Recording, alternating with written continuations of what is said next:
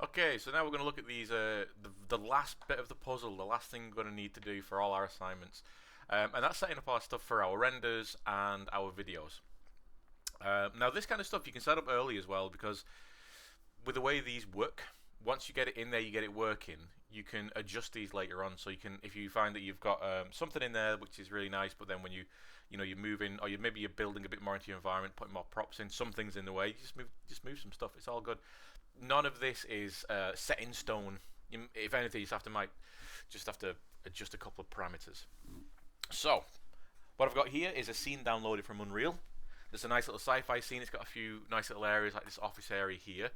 Now, one thing I've talked about a little bit at the beginning, but a couple of times throughout the year, but I remind us again now. If we find a nice camera position, or if we find ourselves keep having to go back to one position all the time, what we can do is find that position, hit Control and then 1, and then what I'll do is make a bookmark. So this is my Control 1. I find another place, Control 2. Find another place, Control 3. So, for instance, if I want to come and just like, oh, I know I'm always going to be here, for instance. So I'm going to hit Control 4. At the bottom right there, it says Save Bookmarked 4, and that is literally just camera positions. Not for rendering. I mean, you could do if you wanted to. You can set these to the cameras we're going to use later on. But for these, this is just for more, just moving around. You know, if I know that I'm always going to be in one area, especially if you're working on larger environments. You can have these little like bookmark places set up, so you can kind of go work on this bit, then Control 2, go work on that bit, and that's just pressing the number keys now to switch back and forth. So that's one thing that's really really nice. Now, when it comes to rendering and stuff, we're not going to use this camera. This is our editing camera. We're not going to use this because this editing camera, it's not as fancy, it's not as nice. You know, we're going to use a different camera, and this is called a cine camera. And how we make those, it's very, very simple. Come to our quick drop-down menu here, come to Cinematics, and you got Cine Camera Actor. That's going to make a cine camera in the scene. If I just hold V and snap it to the floor around me, so I can go on. Oh, my gizmos are turned off. There you go. There you go. So you got this camera right here, and if we have this selected, you can see the bottom right, the view of that camera. Now this camera's got a lot more functionality to our normal camera. Our normal camera has no functionality. But what we've got here at the very top, we've got like film back. Film back is basically just a ratio. If you're a bit of a film buff and you know that, oh, there's 35mm lenses, IMAXs, there's 16mm, all this kind of stuff, you can set them to that. I'm going to leave mine as 16 by 9 digital film, because that's pretty much your screen ratio. I could always change that later on if I want to anyway. Your lens settings, these are all about the lenses that we're going to use. Again, if you want to go deeper into this, look into this information. Focus lenses, so again, focus settings, this is again settings on focus. Cropping, which is quite fun. So cropping is when you get the black bars in film. So there's no crop at the minute, so we're getting a full frame. But if I go to like 2 by 39, what this gives you is the film bars. So it doesn't show it here because it adjusts the preview. But if I go and pilot this, so I'm going to right click on my camera, go to pilot, there we go. So I'll remove the crop again. So that's our full frame. 2 by 39. That's like, you know, that's like black bar film kind of thing. Very, very cool. And you got the other ones as well. You got like 1 by 33, which is more like your 4 by 3, and then you got 16 by 9 like that. It's all good. But for this, I'm going to use my static camera stuff. I'm not going to use any black bars. And then the focal length is how zoomed in we are. Now this leads me onto an aside early on, where we've got to think about the different focal lenses we're going to use, and this goes across everything from digital, from 2D to 3D. Camera lenses are incredibly important. Just because we're 3D modelers doesn't mean we don't have to think cinematically, because we're going to have to present our work in some way, shape or form. We have to think about what it's going to look like in game, all this kind of stuff. So I've got a few examples here of focal lengths in use. So I've got this little guy here from a resource I found online, and this is just a really nice example of the different film lengths. So behind my head there is 35, so I'll move myself right there. So that's 35mm right there.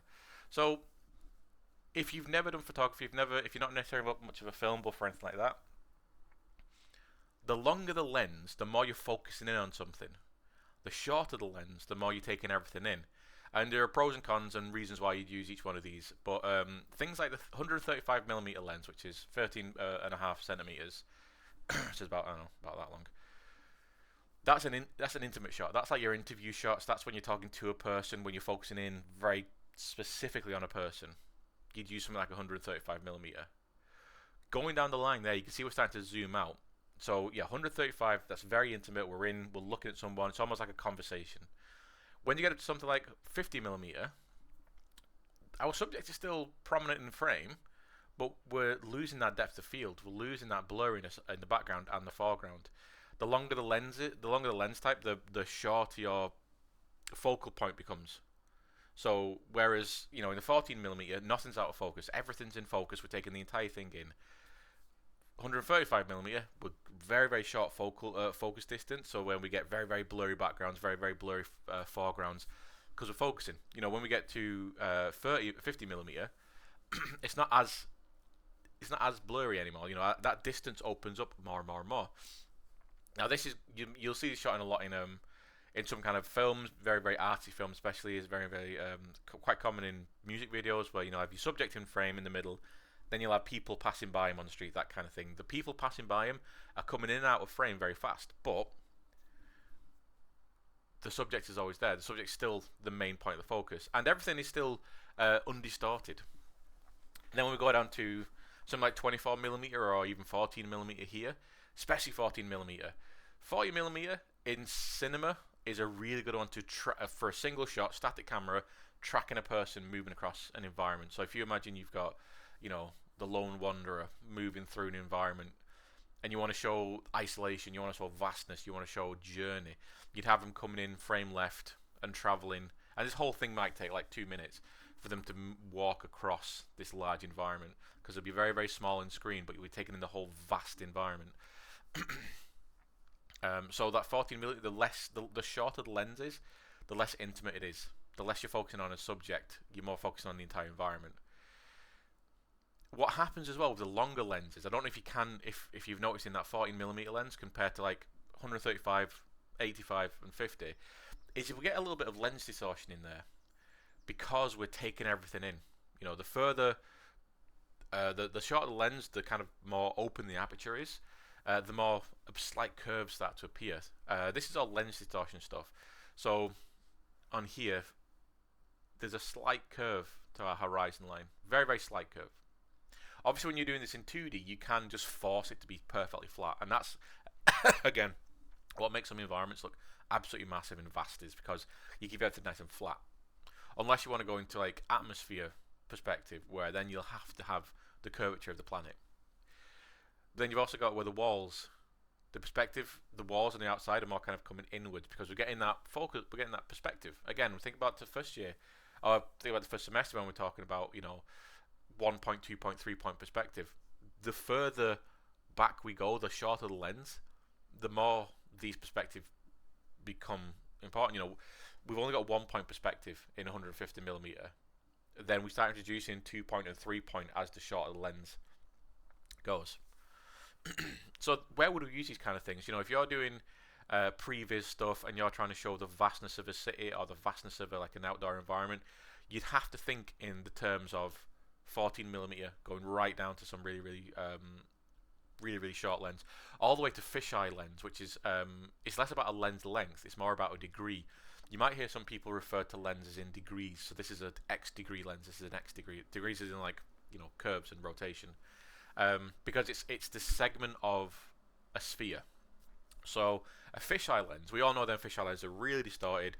That's 180mm. That's 180 degree lens. That's taking everything from either side of you, all the way forward and like that. So it's really trying to force everything.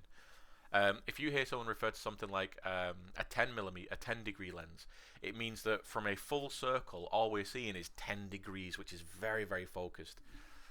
Super, super focused. So you might even see that sometimes. Thinking about it, that might be how Unreal treats their lenses, because they don't treat it in lens length like this. They have different numbers, and I'm just thinking they might treat it as degrees instead. Anyway,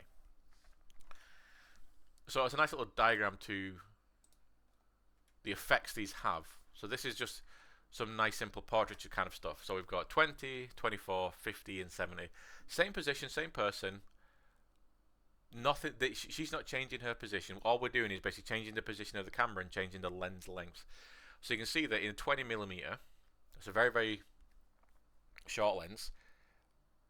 The perspective is really distorted. When you get close up to the camera, this is why we use these short lenses for doing large open environments.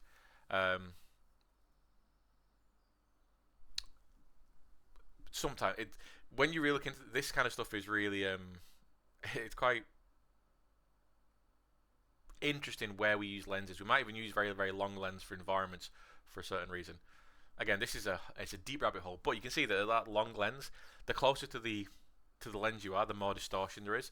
So the distance from the tip of her nose to her ear, it might only be like 10 centimeters, but that 10 centimeters is quite drastically exposed here, where we're losing her ears.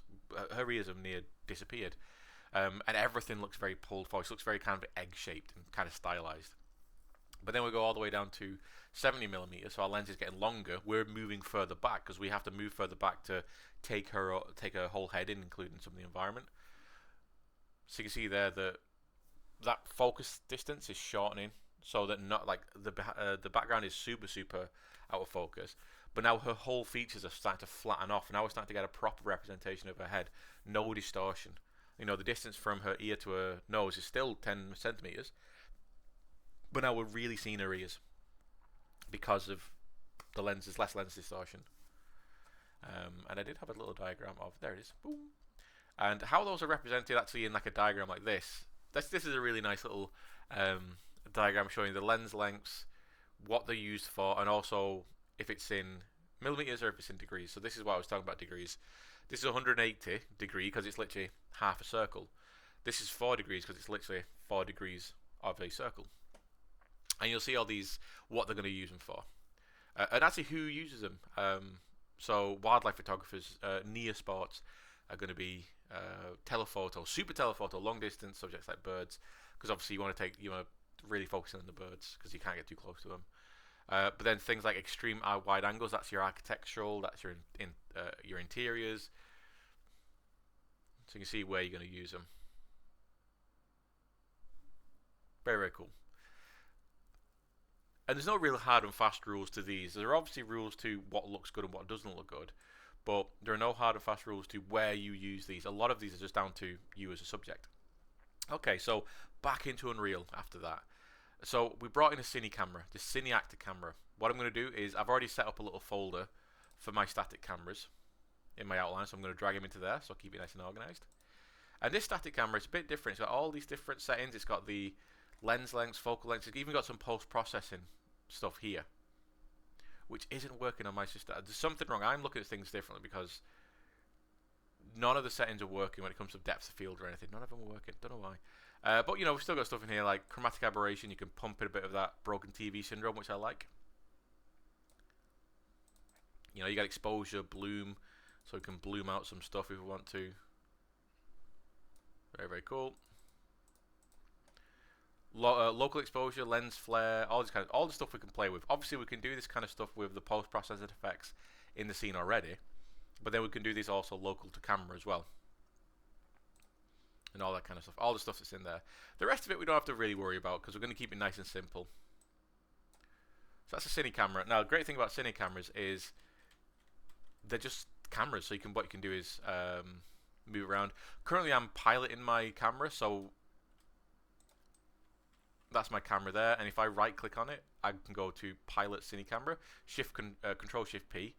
Just be careful about this. I've caught myself out with this a few times where I've forgotten to jump out on my camera, and I've actually started to mess up my renders and stuff. What I can do with this is just basically set in a position. So maybe I want, let's go to here. Yeah, let's find a nice position. Where might I? Okay, I'm gonna maybe up here. And these have still got the same settings that we would have with our normal cameras. So to move it around, it's just holding down right click and do WASD. To control my speed, I'm just holding right click and use my mouse wheel to control my speed, so I can get somewhere fast, and then slow it down to, you know, finesse that position. So maybe I think maybe like that. Maybe that's a nice shot. You know, maybe there's a little bit of something in the foreground. Okay, cool. So that position's nice. I'm happy with that. What I'm going to do is just make sure I jump out. So when you're piloting something, you'll have this little icon come up. It says what it's piloting, and then you have a little eject button. So I'm going to eject. So then I've got my camera right there.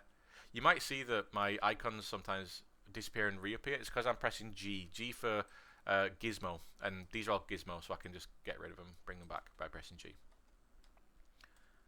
And I can make another cine camera. So let's go make a cine camera.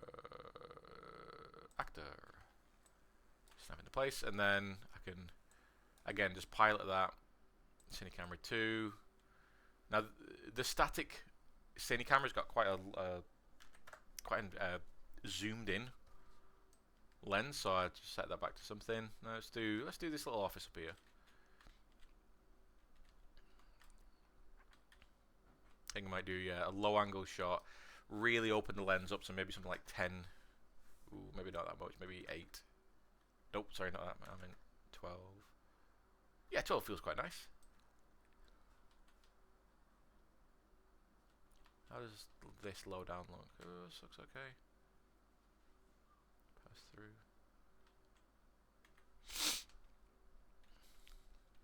Okay, maybe another high angle shot. Yeah, okay, cool. I'm happy with that. Eject. So that's my cine cameras now right there. Make sure I move them into my static camera group. And I'll just do another one. Let's do another one. Oh, I've got an idea. I've got a nice little shot here I want. So, right there. I want a cine camera looking through these doors. So I'm going to open up these doors. Swing that open. Swing that open. And I want it looking through to that console there. So, again, submit my cine camera. Hold V, and I'm just going to snap it closer to me so I know where it is. Rotate around. Move it up a little bit. Move it back a little bit. So what you might have noticed as well, that is a lot of these cine cameras have got, all these cine cameras have got depth of field kind of already applied. Now you can go through and change some of those settings. I just can't for the life of me figure out that none of mine actually work, even though I'm changing the settings for them. None of my focal lengths seem to work for some reason, and I know it's something I'm doing. I just can't for the life of me figure it out. There, so I want this to be 45mm. Well, whatever 45 means, I'm going to go 45. And I'm just going to pilot that to make sure how it looks in full screen. Okay, I like that. If I just see, that's why you got to be careful. I'm moving my cine camera now. I don't want to, so I'm just going to set my. Oh no, I want that to be back there. So I do want that back to be 90 degrees. I'm just going to increase maybe that's 7.5 on that rotation. Maybe 7 degrees.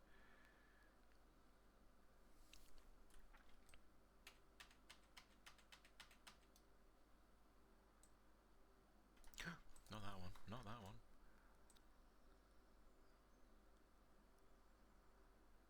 Yeah, like that. Okay, just a little bit off center. There you go. So I'm happy with that one. So eject. So I've got 3 cine cameras. You can see they can be a little bit funny to work with. Just always remember to eject from your cine camera when you're done with it, when you got it placed. I believe we can lock stuff into position as well.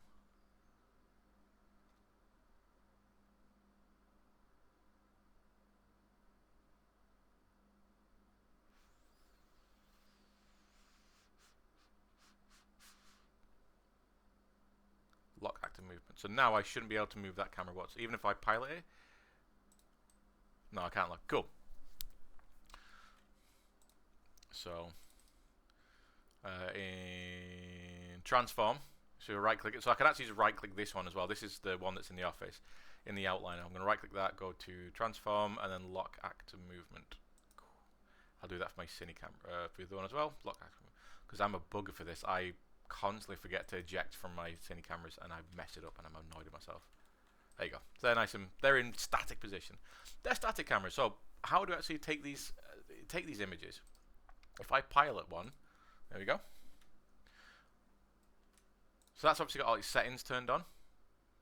You know, I've got my focal length, I've got all that kind of stuff. Just set it up, there you go. selecting it. Let's just go have a look, see what we can do in. I will just. I know it's futile, but I'll just see if these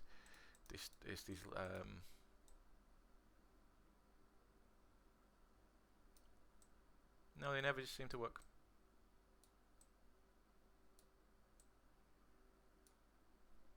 Now what I can do is just visualize depth of field layers. I always get this double draw effect.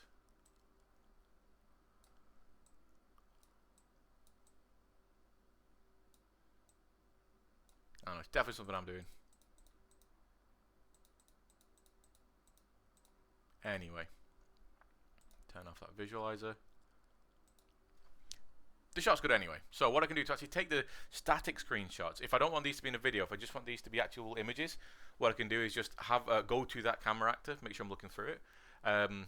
Click on these three little lines at the top left, and I go down to high resolution screenshot.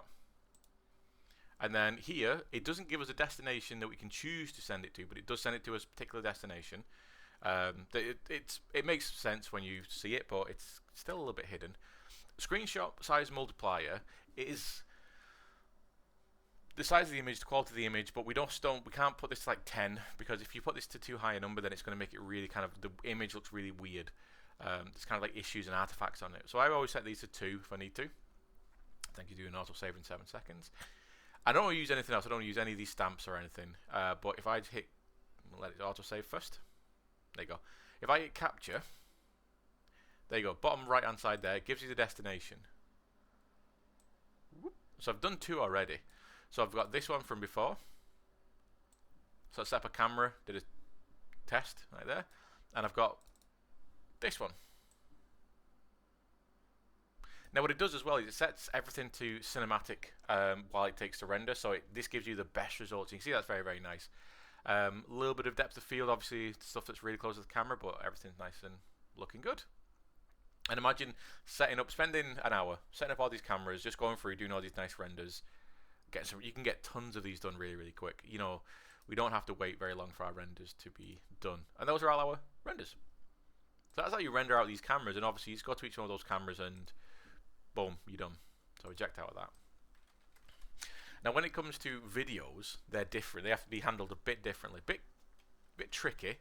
I often find myself kind of messing up at some time, so expect me to mess up a little bit on this.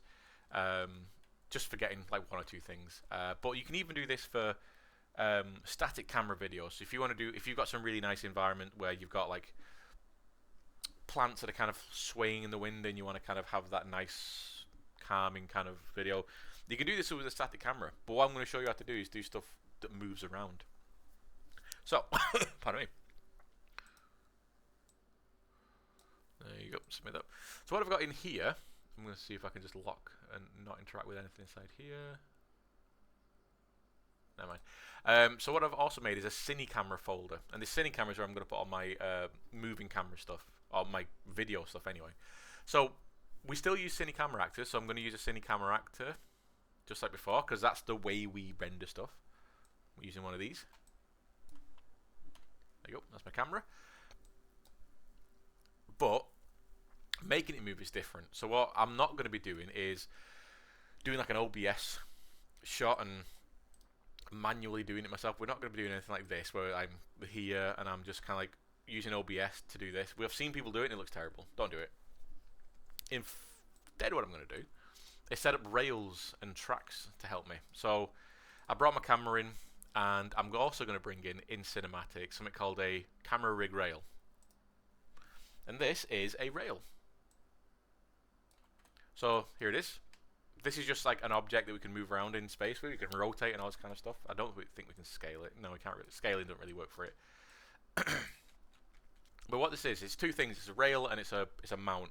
So this thing on top, which I'm going to move around now, this thing is called a mount, and that's where we're going to put our camera, and then our rail is what the mount flows across. Now, if no one's used splines before in either like Illustrator or whatever, splines are a way we can in this case control our track. So you can see this little dot, this little white stick. There we go. This little white stick and a dot here. This is the spline. So if I click on the little dot, that gives me access to it, and I can actually just move that around and increase the distance. So I can't curve this, but if I want to do a nice little curve, what I can do is hold Alt and drag out. I'm just dragging out a few points there. There you go, and then I can even start to bring it around the corner, so you can see what happens. And if I click on one of these points, you'll have these little Bezier curves as well, these little purple sticks that stick out. And what these allow me to do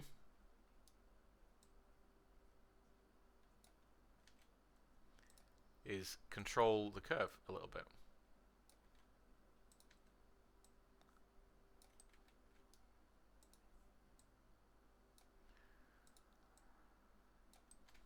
You know, so I can make a big, nice curve. That's nice. And obviously you can just delete these very easy, so I'm going to just delete them all. Because the first what I want is a nice, solid, static shot.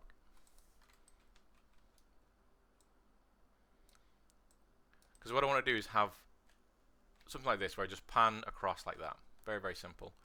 And all I've got to do is set up my position. So where do I start? Where do I end? So I'll start here.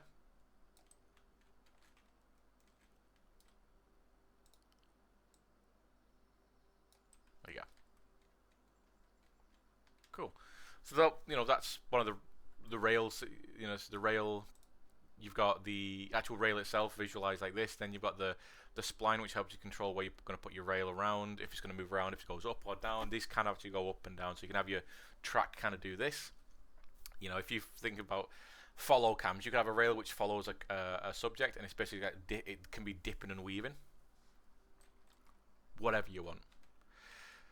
And then to actually access the movement of the mount, if we click on the rail itself, we can click on it here in the outliner, or we can click on it here. You'll have, there we go. What you'll have at the very top is current position on rail. And this is going from 0 to 1. There's no difference here. So 0, that's the beginning of the rail. 1 is the end of the rail. So this doesn't, you know, you can't increase this more than 1, because 1 is a complete run of the rail. 0 is at the very beginning of the rail. And the distance, the length of the rail doesn't control speed as well. Now the speed is done somewhere else. But yeah, this, if I click on the rail here, this current position on rail, this is what controls that. So we're going to set up a couple of rails, maybe 3 rails to do some stuff. One very, very simple, one a bit more complex, and one really fun.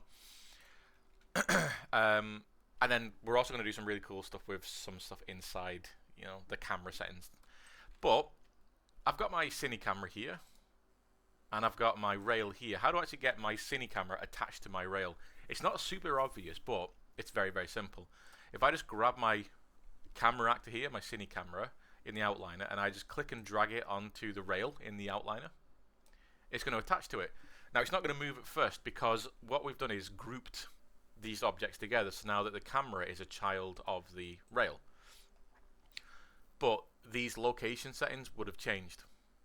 So if I start to adjust these back to 0, the new 0 point is the rail bed, or the mount bed. So you can see now, this isn't world center, this is like mount center. And I can move my camera independent to my mount. So I can rotate this round like that. And I can even move it up. So this is currently working independent of my mount, which is nice. Let me just change the focal length to be something a bit better. But if I was to then move the mount position, you'll see that it takes the camera with it. So the camera can still rotate and move around however it wants to, but then its movement across the rail is dictated by this mount, which we've obviously dragging the camera onto the mount. That's what we do to get that control. Very, very cool. So if I'm looking at my little preview display at the bottom right there, that's what I'm going to see. And I think that's quite a nice little shot. Like it's a nice establishing shot for some environment stuff. Cool. So I'm just going to do a quick save. There we go. Now we need to actually get this stuff in a video. You know, how do I get this in a video? I don't just press play and whatever. How do I do that? Again, it's simple, but can be a little bit confusing to set up at first. Like I said, I might very well mess up a little bit. Step one, though, what we have to do is make something in the scene. We have to set up a sequencer to the level. So how we do that is come to the top here. Where we've got our play button and our add to environment, add to scene. Here we've got this clacker. So if you click that and then add level sequence, it's going to ask us to save something. What we're doing is basically setting up something that will create sequences in our level. So you can see here at the bottom. Hopefully my head's not in the way. Oh, it kind of is. So right here now, what I've done is I've just saved this level sequence element to my content. And we also get a kind of element within the scene as well. And as you saw then, something kind of popped up on screen. What this is called the sequencer. And if anyone's used Premiere Pro or anything like this, this might feel familiar. Or done any kind of editing. I know Blender does editing. Obviously we've got Premiere Pro, we've got DaVinci, all these kind of things. They all use these very, very similarly. So this is where we're actually going to set up our sequences and make any adjustments. And another thing that pops up as well is this. This is called the sequencer curves. And if anyone again has done stuff in Premiere Pro or even done some animating, you might be familiar with the curve editor. I think the curve editor is fantastic. It's quite simple. So let's have a look at what's actually happening on this little screen. We've got the showcase. We've got saves. We've got create new camera, which we're not going to do because we're going to make our cameras ourselves. This is the important one. This is render everything to scene. And then we've got opened director blueprint. Now we're not doing anything with blueprints, so don't have to worry about that. And then there's some stuff about visibility settings, magnetizing, open up the curve editor. A majority of our information is going to be here that we want in this kind of middle section. And the bottom here, what we've got at the bottom left is record, and then we've got set the beginning of the frame, beginning of the sequence, jump to the beginning of the sequence. This is all about jumping to keyframes. You're going to hear us talking about keyframes a lot. This little button here. This is to previous. This is reverse, play, forward, next keyframe in line, jump to the end of the track, jump to the end of the sequence.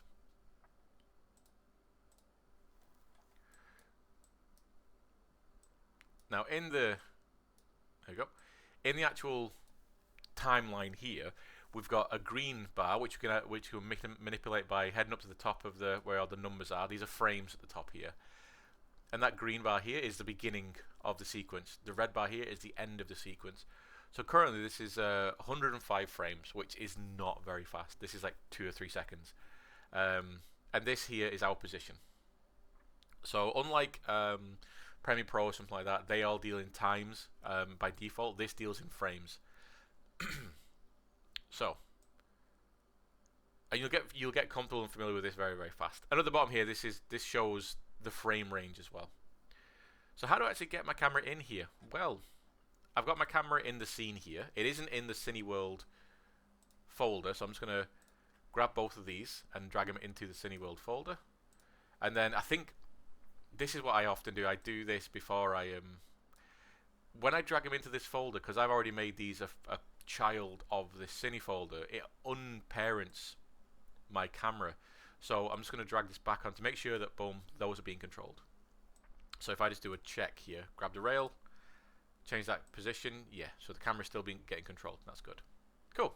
So bringing our camera into this sequencer to actually start getting some videos done, it's very easy. In my outliner here, I'm just going to make sure I grab both of them, both my rail and my actor, because I want to control both of them. I'm just going to click and drag them into this space here, and then they appear. Boom. So over the top here, we've got camera cuts. Camera cuts is if we've got multiple cameras in the scene, what's being rendered at what position. You can do multi-camera videos in this, where it goes from one camera to another. I would just say keep it simple. Just do one camera at a time, render that, and do all your editing in Premiere Pro. Don't try and edit in camera in this. But in this camera cuts, this is what's being controlled, and I need to make sure that it's rendering through the right camera. So you'll see these little plus icons at the edge of each one of these little things. And this plus icon, if I click that, I get what am I rendering through. So I'm going to bind it to the camera actor, like that. Next down here is my rail. Now, I've not got my control of my rail there by default. What I've got to do is click on the little plus icon and then give it control of the current position on rail, which is that parameter inside the control. There you go. So now I've got this current position. And then I got my camera. My camera's got lots of nice, fun things I can play with, which is nice.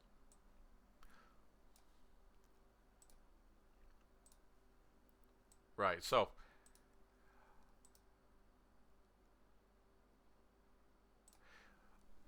I should get a good render straight away on this one. So all I'm going to do is click render, this little clacker up here.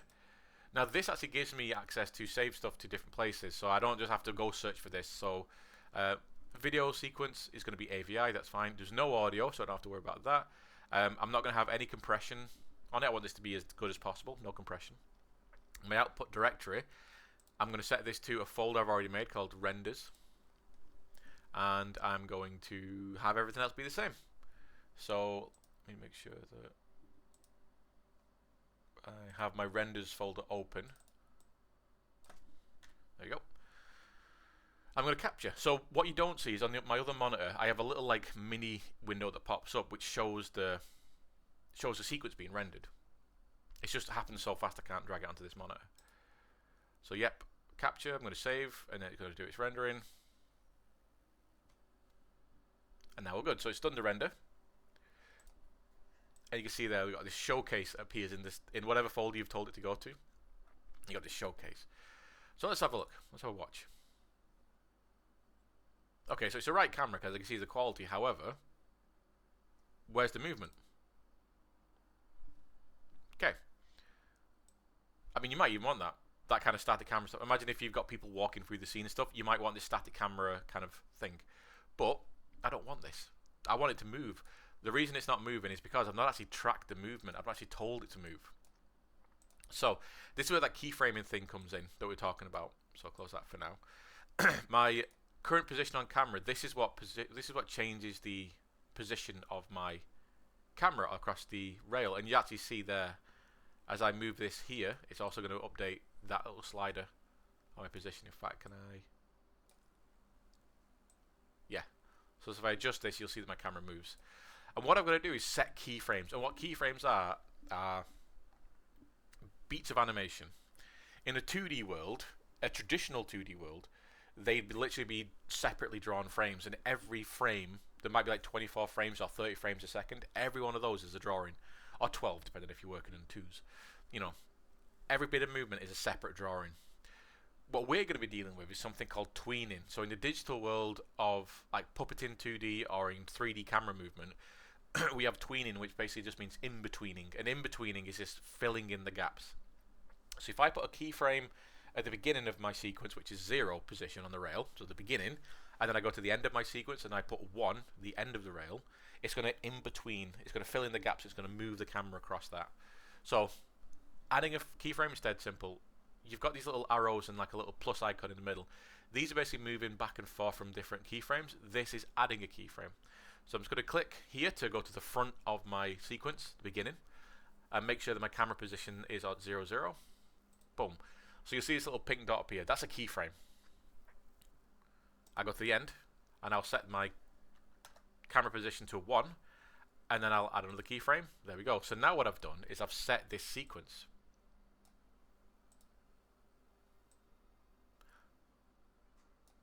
There you go.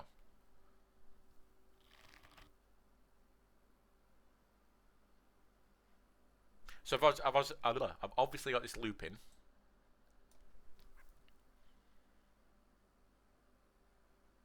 Okay, so I could render that out. I could render that out if I'm happy with it. Well, to me, that's a bit fast. That's very, very fast. What's that? That whole thing is 1, 2, 3, 4, 5, 1, 2, 3. It's a whole thing's about 4 seconds long. Too fast for me. That too fast. But we've had issues in the past. Well, we always have issues with people making their videos far too fast and far too like there's too much movement. It gets a bit of a headachy to watch it. Think cinematically. We're trying to establish shots. We're trying to show off the work that you've done. This is really easy to do, because what I'm going to do is I'm going to grab the red end of my sequencer. I'm going to drag that, and think about it as either 24 frames or 30 frames in a second. So this is half a second, this is a second, this is, you know, pretty much. What I'm going to do is I'm going to drag this out for, I don't know, 500 frames. So I'm going to just drag this all the way to where it says 500, which is, oh, right in front of me. So it's about there. That's 10.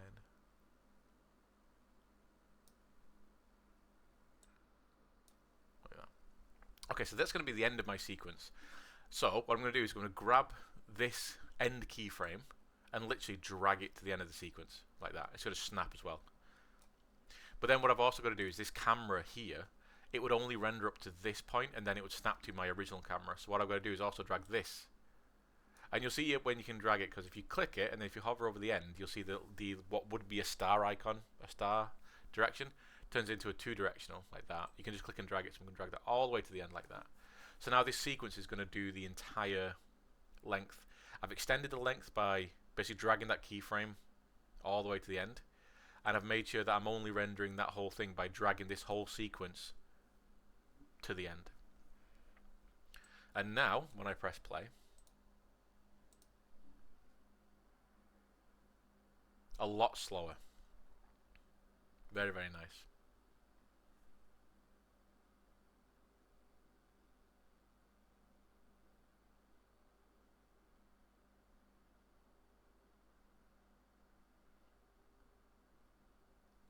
Now there is something that's happening as well in the background. This is something called slow in, slow out, or interpolating, where it'll slowly ramp up to a speed, and then it'll slowly slow down to a speed to 0. So now this is quite nice. For this, I think it's quite nice. Some stuff you might just want to have that camera straight line, no deviations, go straight. If I do want that to happen, what I've got to do is access my curve editor. So that's the second one that came up, the sequence curve here. So in my outline, what I'm going to do is click on the thing I want to control. So I'm going to click on my rail there, and then here you'll see the curve. So here, this is the slow in, slow out. So this is the direction, this is the destination, this is the beginning point. And this essentially, you can think about this as a speed. So you can see how it curves up like this. So we're starting at a flat speed, and then we're speeding up, and then we're maintaining a speed, and then as we get to here, we start to slow down. Now that's good for some stuff, for a lot of stuff. So slow in, slow out is a very kind of common thing that we use.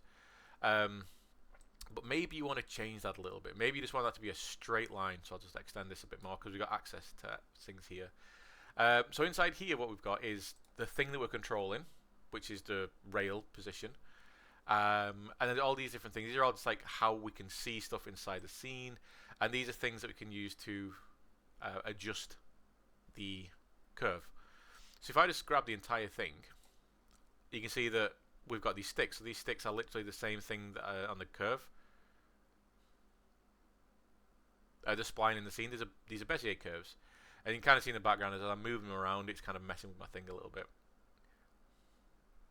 So if I did something like this, what would happen? It would get really fast, and slow right down, then go in reverse, then speed back up again.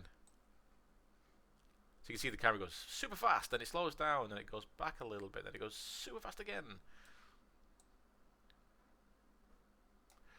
But if I just want this to be just a straight line, there's no changes, what I've got to do is basically linear interpolation, this little guy here. And I can do this on one, so I can do this just to this one. So if I just have this first one selected and I go to linear interpolation, it's basically going to get rid of that Bezier curve and just start off at speed, just get straight into it, and then it'll stop. And if I want to do this to both of them, I'll select both of them, and there you go. So now this sequence is just starts, goes, no deviation, and stops. So let's just add that back. There you go. So I'm clicking automatic just to get that slow in, slow out back. And again, there are loads of fun stuff you can mess with. So this here, this toggle weighted tangents, what I can do is it gives me access to pulling and pushing these tangents a bit more, so I can really kind of push this one. And maybe I could just really kind of, you know, I could do stuff like this where I can slowly and really, really fast. But I'm just going to keep that as automatic. Nice and simple, slow in, slow out. Awesome. Very, very good. So, that's all our sequence done. That's cool. Now I can do that render again. So I can click my little clacker. All my settings are the same. I'm going to click capture movie. Just going to click that.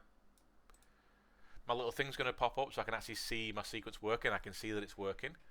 It's always going to be faster in the preview that pops up than it is in the actual video. So don't worry about that. But now that I've got is my showcase 2. So if I open up that now, that's my new render. A lot slower. So you can see that you can do a showcase render. You can even see it in camera in the scene before you do your render. But if you do a render and then look at it and go, actually, you know what? I'm going to do that slower or faster. Just changing stuff like that, dead easy. So that's just using a very, very normal camera movement. Now the second camera we're going to set up is something a bit more funner. So I'll just move the opposite side. So I'm not going to eject. I'm not going to do anything new. I'm not going to get rid of this. I'm going to leave this where it is. Again, this whole way of working, you can make up these rails and then you can leave them in the scene.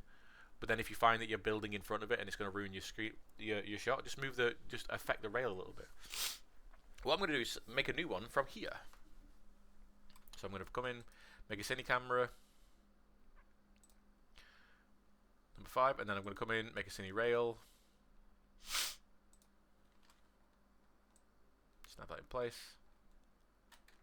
Oops, there we go. Rotate around. And this shot is going to go all the way through the office, through the door.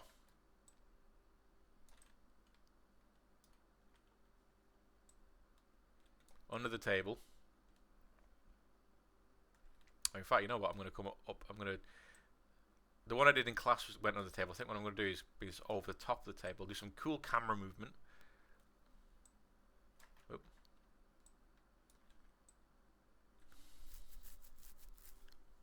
So yeah, and then we're going to look down at the table there, and then we're going to carry on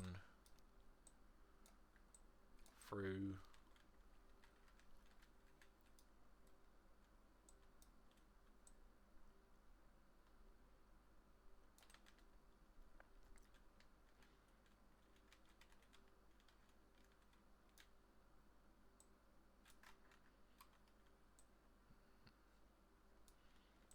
Step in. I'm going to end it by looking up a little bit. So this is still a straight line, but we're kind of playing with it a little bit now.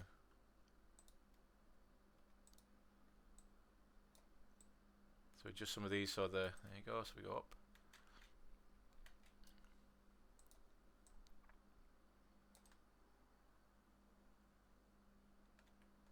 Okay, so that's our motion for now. Okay, cool. Grab that cine camera. Well, first of all, let's drag them both into the cine camera folder first, and then I'm going to snap that camera so it's a parent, so it's a child of the rail. And then if I set my positions now to be all 0, my location, there we go. Rotate the right way. Now this I want to be a low shot this entire way, so all I need to make sure is that it's not clipping through. Okay, awesome.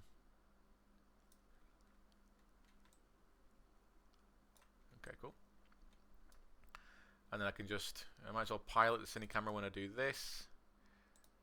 And then if I select my rail, and then I'm going to start just.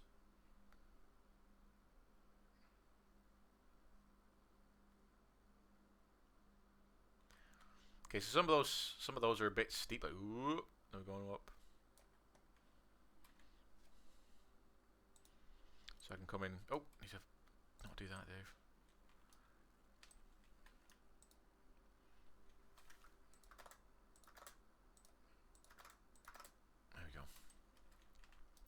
Wonder if I lock that, can it still move across the rail?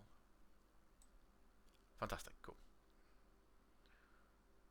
So I can't now mess up my rail. Let me drag these down. So I'm going to lower these so they're closer to the table. I think the table's we go a bit high.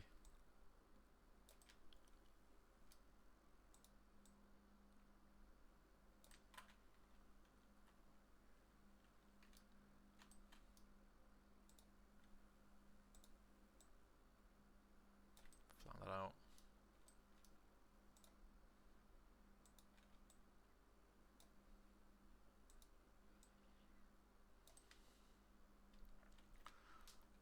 Okay. So yeah, I'm happy with that.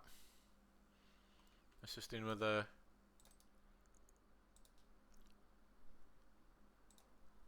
quick check. So yeah, boom, boom, we go. Awesome. Just need to open up the other door. So I've opened up these glass doors. I need to open up the other ones because we're not clipping through glass. I'll do like a nice little small opening just like that. There you go, cool. So there we've added a bit more interest to it because now we've got this nice camera like up and down motion. But maybe I want to do something. Maybe I want to keep a focus on something because this is always it's just looking forward the entire time. So that's it's gonna kind of move you. It might be a bit kind of like weird in the motion. So what I'm going to do is set up something for the camera to always look at. So it's always got a point of focus. In fact, I will display that by moving around the table instead.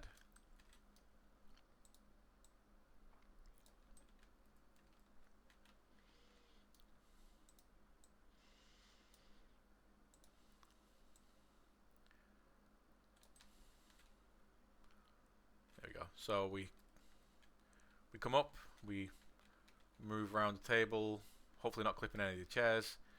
But I want to always look at this doorway. Maybe something's in the doorway I want to always look at. So that's what I'm going to do. I'm going to bring in a new thing into the scene. Just a thing. I'm just going to bring in a shape. I'm going to bring in a sphere. So I'm going to put a sphere. And basically what I'm going to use this for is something for the camera to always look at. And I can make it invisible in the scene later on anyway. So, boom. So this actually brings us to a new kind of setting that we've not really looked at on the camera itself. There we go. So on the camera at the very top we've got look at tracking settings. So in here we can say, yeah, always look at something. This is really good for holding focus on stuff. And this can be keyed as well. You know, when we go into some really nice fun stuff, you can key this on and off because it's a parameter which is open for us inside the camera. So what I'm going to do is say, yes, this whole thing I'm going to turn it on. It does kind of change its axis to look at something. But I'm going to then say, like, actor to track. What is it going to track? So I know I made a sphere, and I want to track that sphere. So I'm just going to search the sphere, and now it's looking at the sphere. So when I start to move this camera across the... Especially if I look through it, actually. Go, boom. So as I start to move the camera across this, as we go to the left, go to the right, you see how we're always looking at that ball? And if I move that around, the camera always looks at it.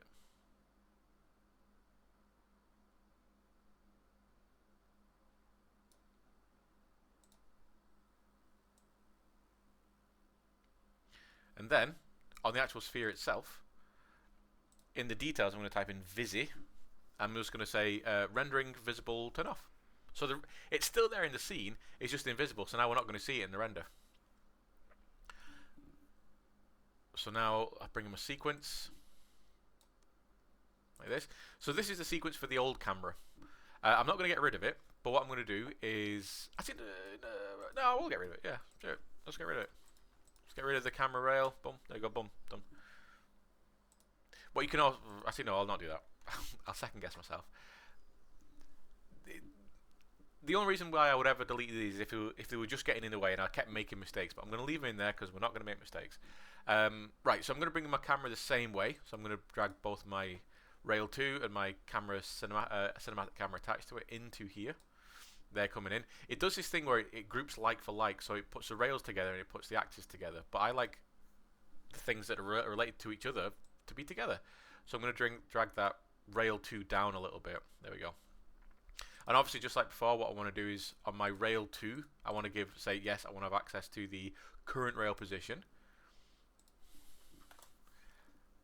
And this is going to be much, much longer. So what I'm going to do is make this be, let's say 900 frames. Okay, so it's all going to be 900 frames.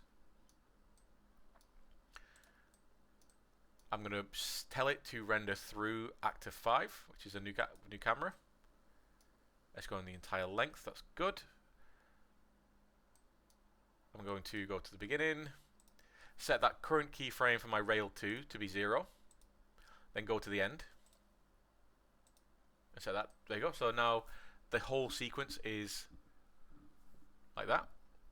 So if I press play now,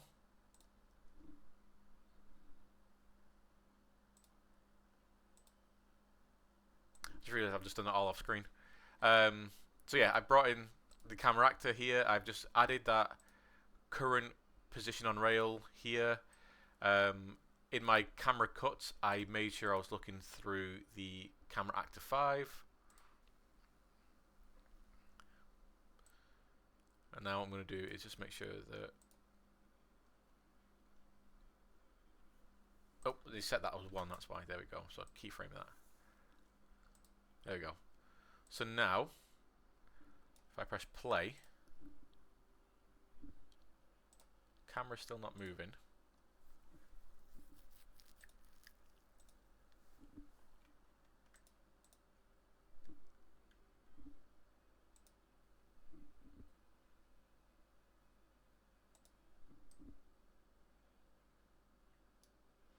Yeah. Yeah.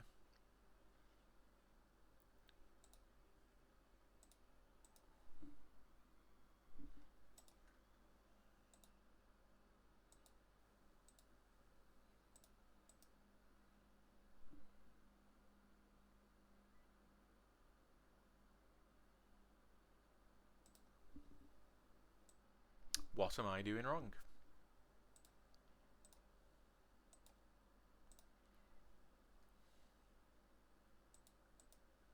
So my first keyframe there is 0. My last keyframe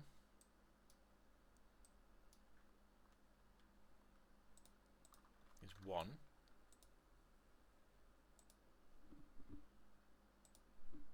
There we go.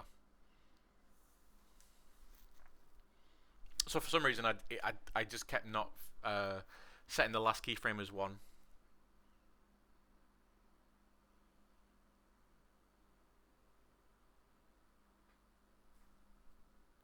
It's a bit tacky.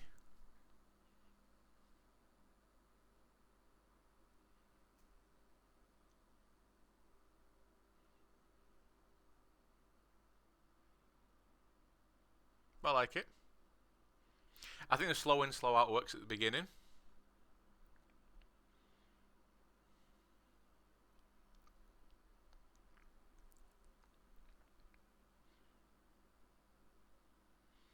And because this is all on this spline and stuff, I can just adjust the spline, I can change directions, all this kind of stuff. So if I'm happy with that, let's go through my settings. So obviously I selected both the camera and the rail that I wanted to use, dragged it in, made sure that the camera was cutting from the Cine Camera Actor 1, the Cine Camera Actor 5 in this case. That I'd added the control to my rails, my current rail position to the rail. Decided how long this wanted to be, so I think 900 frames is actually a nice number for this. And then set the position, the keyframe at the very beginning to be 0, the keyframe at the end to be 0. And then, boom. No, sorry, the keyframe at the end to be 1. I don't know why I kept messing it up before. Yeah, set the very end keyframe to be 1. There we go. I think that was it. Cool.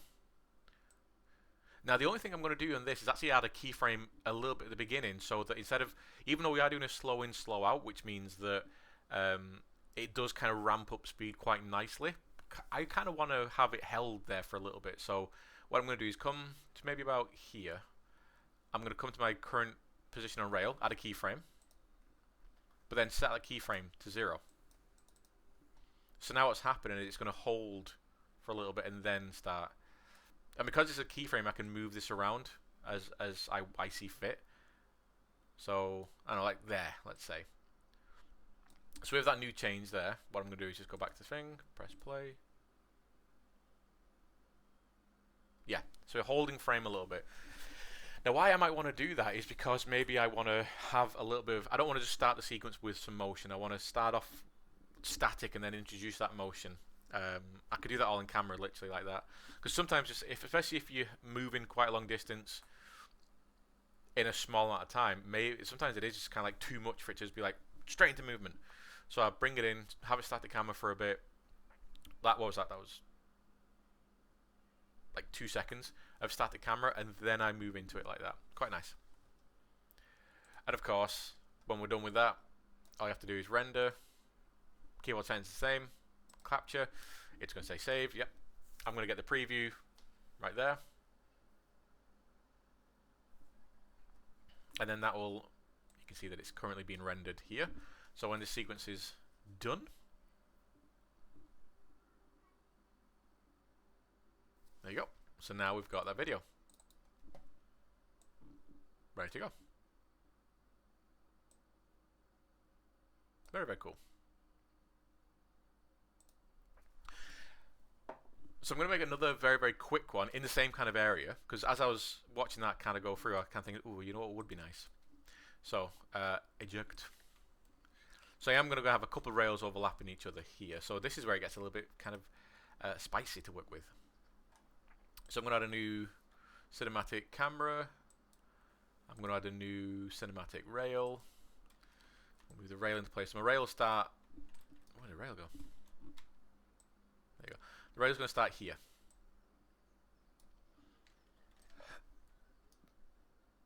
It's going to start there, and it's not going to go far. It's only going to go to there, maybe to there. Okay, and then I'm going to drag both the camera and the rail into my Cinecam folder, and then the camera drag that so it's a child of the rail, as we've been doing. Setting the camera position to be 0, 0, 0, 0. And this time I want this to be rotating. I want it to be looking into this little computer room here. And I'm going to use the terminal as, or maybe the lettering as a focus piece. Oh, we're slightly off there, so I'm just going to grab the rail.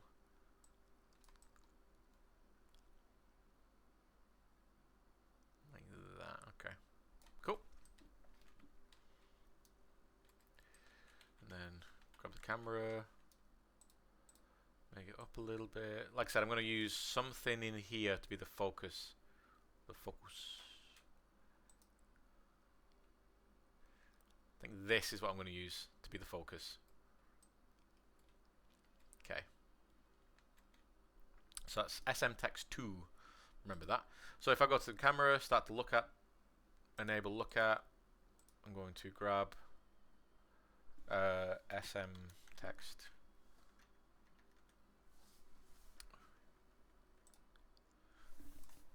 SM Text 2. There we go. Awesome.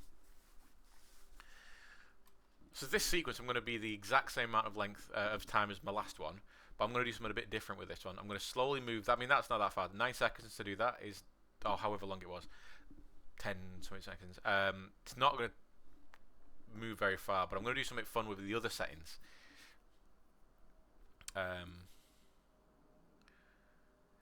So we talked about it a little bit in class, and there's lots of different names for it, but there's a technique where if you are moving towards something, you zoom out at the same time, and it's what they call a dolly. I know it as a dolly zoom. There's called a Hitchcock zoom. All these kind of things. You can even do it the opposite way. So you're moving away from something, but you're zooming into something. So if I'm moving closer towards this, I want to start zooming out of it. Or in this case, I'm going to use my focal length to kind of zoom out a little bit. And it's just going to give you a little bit more of an interesting kind of flavor to this. Again, the camera setup is exactly the same as everything else. Dead simple. So in my sequencer, right there, I'm going to find my rail 3 and my camera associated with it, drag those in. Again, it does this thing, so I'm going to just bring my rail 3 down on top of my actor 6, like that. Make sure we're cutting from camera actor 6.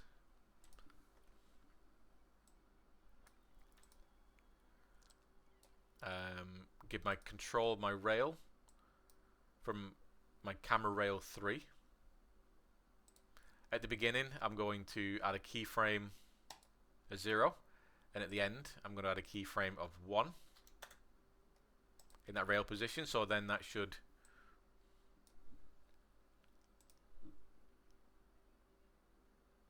see that really slow motion movement now. Very cinematic.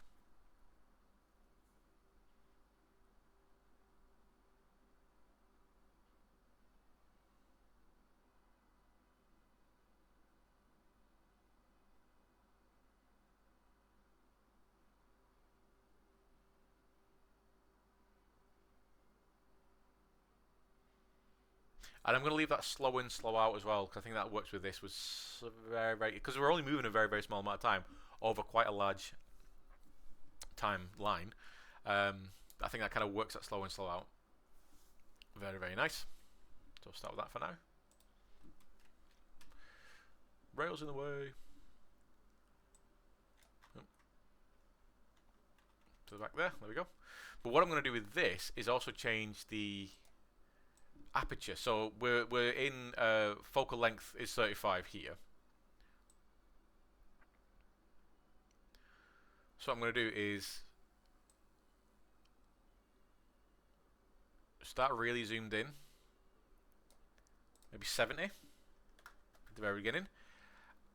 And I'm going to keyframe that. So make sure I'm at the very first frame. I've changed my focal length here to be 70, and then I'm going to click keyframe. Boom, we've added that in. And then I'm going to go to the end and set a keyframe, but set this to be 35. So now what we should have is that keyframe start to decrease. So we'll see the effect in that. So I'm going to move this out of the way. I'm going to click play.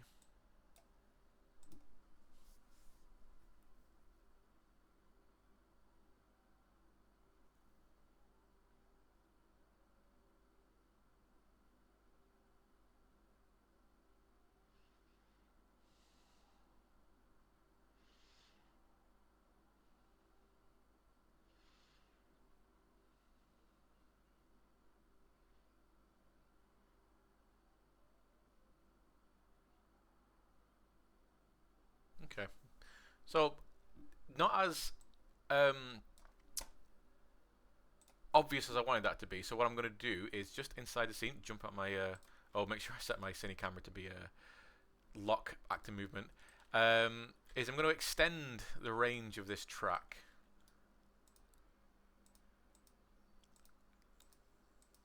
There you go, like that. So the movement will speed up a touch.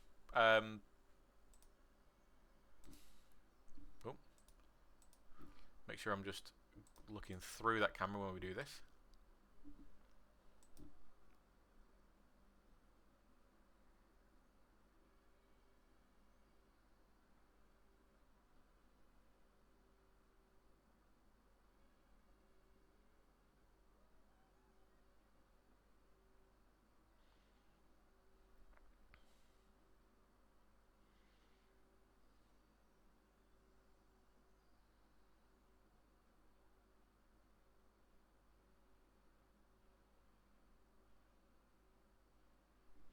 Maybe I just decrease the distance of the entire thing, or the speed of the entire. It's a long key. It's a long frame that. So I'm gonna just grab both of these. I'm gonna bring them down, not half, but you know, that's about there. Drag my whole range to there. Snap these in. Okay, so the whole thing is gonna be faster now.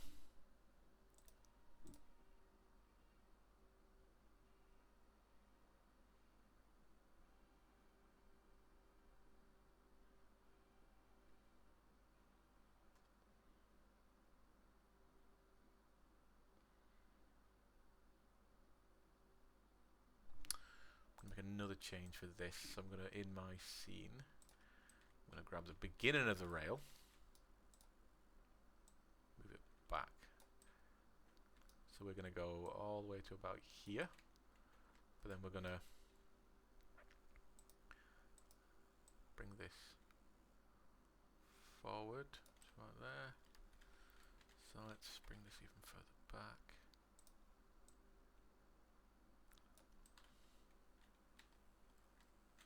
Okay. Let's make sure I'm looking through my camera again. See how this looks now.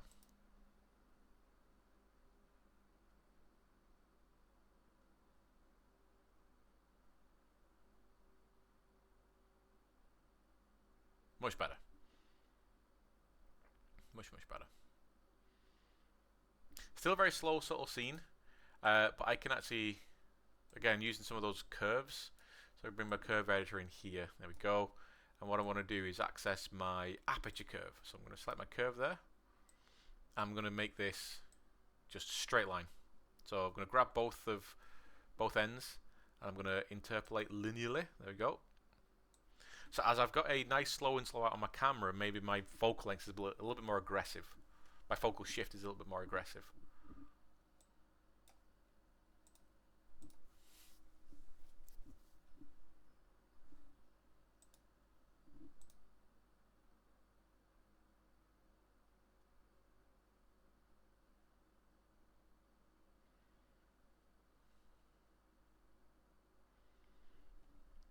Maybe my focus shift needs to be even deeper. So I'm going to go to the end frame. I'm going to set that focal shift to be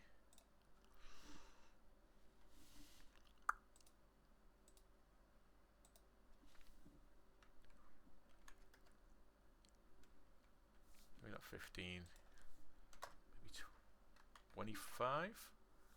Okay, set that.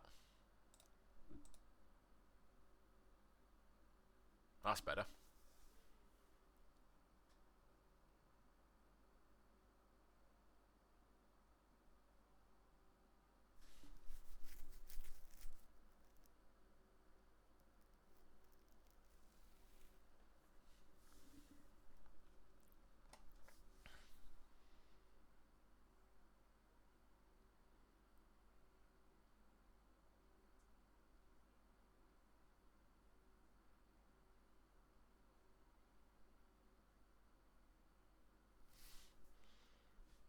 Okay.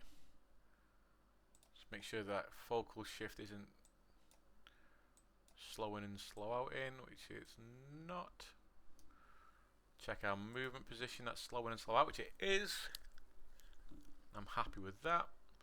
So just to be safe, what I'm going to do is drag my sequence so that my sequence is just, make sure we're looking through camera 6. Okay, so we've got some stuff going on in the cut editor at the top here. So what I'm going to do is just get rid of everything inside here, because all the different cameras will still be in there.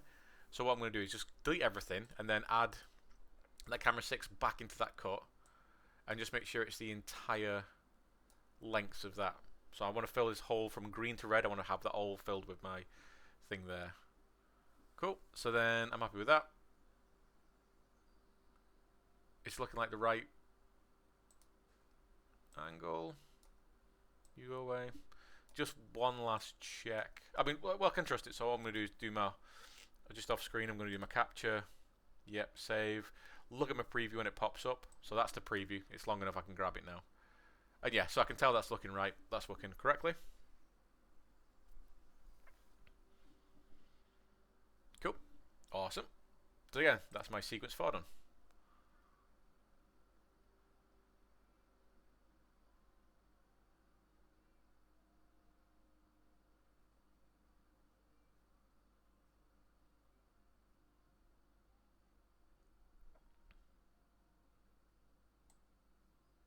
Cool. Awesome.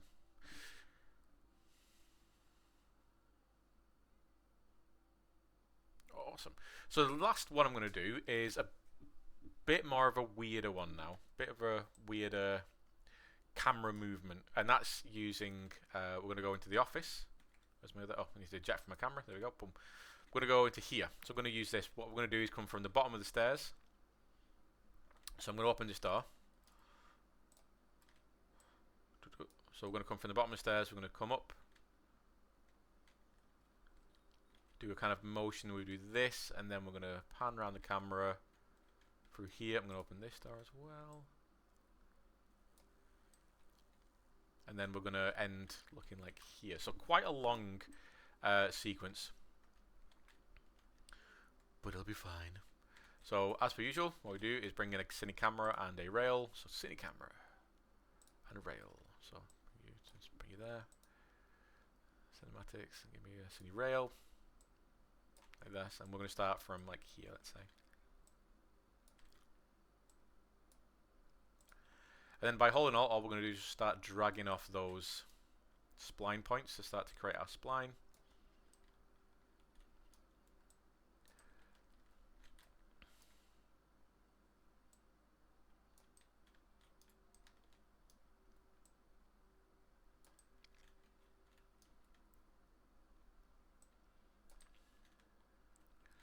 Now this is going to involve a lot more keyframing, a lot more heavy-handed use of some of the tools, but because what we've done so far, we've done a lot of like static motion stuff, well not static, but like singular motion stuff.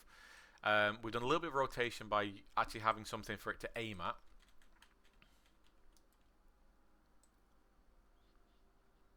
And then we did that shift in the focal length to actually give us a better, kind of more of an interesting, you know, like more cinematic kind of effect.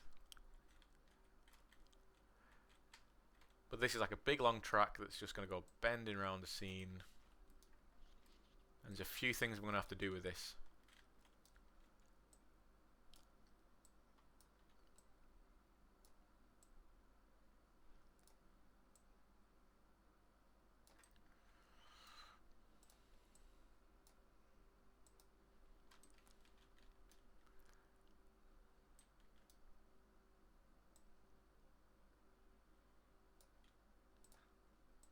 So what I'm going to do, I'm going to set the track, I'm going to pause the video, I'm going to set the track up, then I'm going to show you, set the camera up as well, and then show you what I have planned. So, took a bit of time then, set up a really, really basic rig. So if I jump out, I'll show you what I've got. Obviously you saw me placing the rig and stuff. So I've got my rig that comes from here, up the stairs, round. I've opened these doors up so you can see inside a bit better. Then we come round, up the stairs, into the office, wrap round, and then, ooh, there you go, end at the desk. And the whole sequence looks something like, pardon me, this. So I've also put some 2x39 bars on this as well, so it's a lot more cinematic. So I've not changed anything else besides that. The speed, the whole sequence is 2,000 frames. We've still got that slow in, slow out.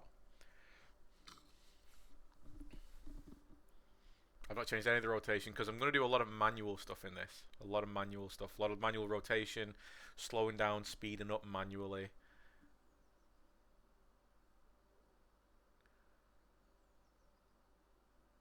So you kind of get the feeling of what's going on.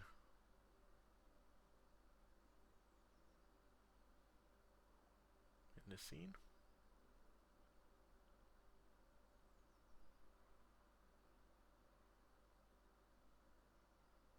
Now, because this is also on splines and basically this is live in the scene at the minute, this is obviously not pre-recorded or anything like that. If I see something I'm not happy with, maybe at some point, I mean, there was a bit come through the window then, which I wasn't happy with. There was like a bit of a fast little transition I wasn't a fan of, I don't think. That bit, I think I can hide that bit anyway. Cool. I'm not worried too much about it. So, this is where we get to do some really cool manual stuff. I've set my focal, my current focal length to 15. I'm going to keep that as it is. But what I'm going to do, I'm going to start using the rotation of the camera to really control some stuff. So I am going to transform, make it so I can't do anything like that from here, but I do everything inside here. So that's me changing. So inside the sequencer, I've got my rotation here, and this is what I'm going to use. I've also, if you've noticed, got keyframe elements here, so I can set a keyframe. So all these different elements. So I'm going to set my roll back to 0. So I guess what I'm going to do is hide this off screen a little bit there for now, and I'm just going to. Okay, so I'm going to. From the very beginning, we're going to. You know, for the very beginning, we'll set it here, but then maybe we'll do the yaw, which is your side to side, as that. So keyframe, boom, right away. We're looking at the door. So that's where I start off. Now I've only set one keyframe for this at the very beginning, so the entire thing is going to kind of look in that direction. So I'm going to move in kind of an offset. But what I'm going to do is move the sequence just a bit forward to here, and then I'm going to move, not pitch, I'm going to change my yaw to be looking down the stairs. 55 felt quite nice. Like that. So now I've got my new keyframe. My yaw.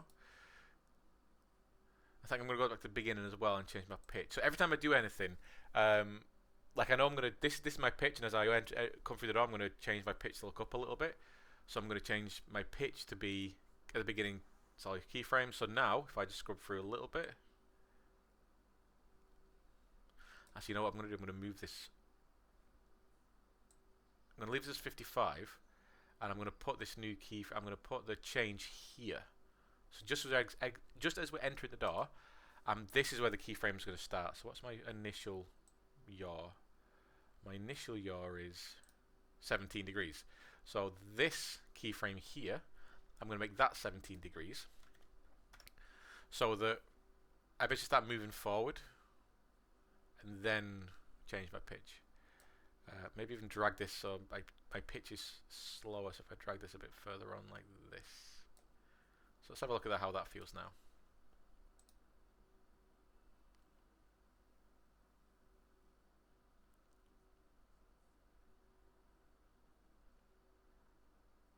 Cool. Okay.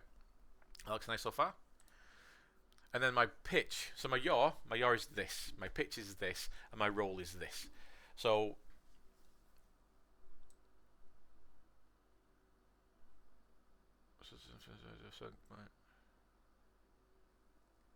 here is where I'm going to start my pitch, I reckon.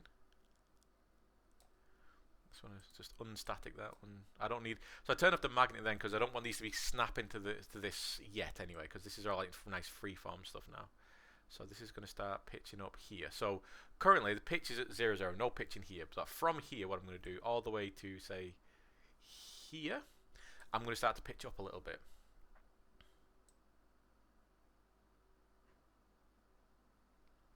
Not complete. I'm not going to look up like that. I'm going to just nudge it up a little bit like that.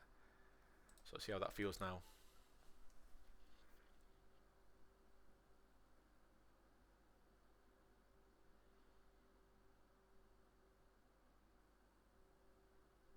Bit fast, but what I can do is move this back a little bit. So that keyframe I can move back. I'm also going to move this keyframe forward. So as we're coming up the stairs, we're slowly pitching upwards. And you can see why editing takes a while. It's really fun. I love editing. Whenever I get the chance to do any kind of like things like this, it always kind of excites me. There we go. And I kind of don't want the camera to ever stop doing some kind of movement outside of running along the rail. So what was that? So we got this. So we're slowly pitching up. And this is the point when all the movement's now done. So I think from here to here, I want to start looking at the door. So I'm going to, in my yaw, I'm just going to start to do that. So how's that feel so far? So we're going through the door. We're slowly moving through, then we're going to start to pitch up now. Moving up. And now the camera is starting to make this rotation as we're entering into this area here. So then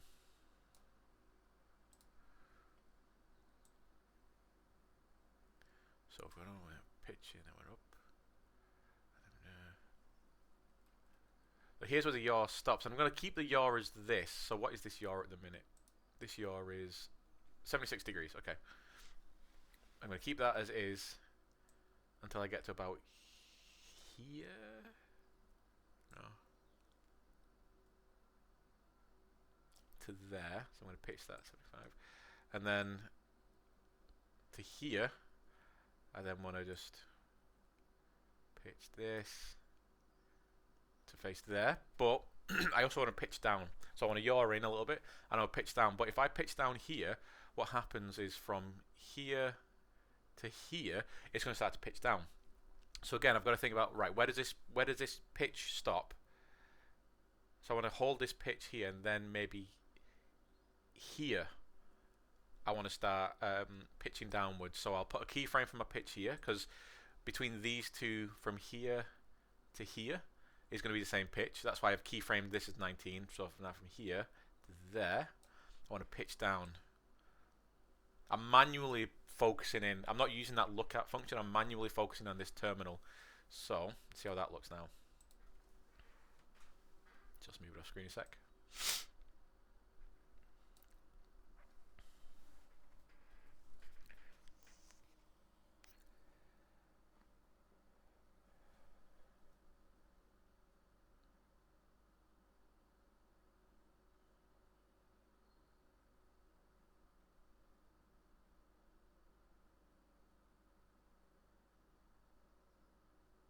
Nice. Okay. Maybe I pitched down a bit too much there. I'm losing that cygenetics sign there. So I can come in here. I'm gonna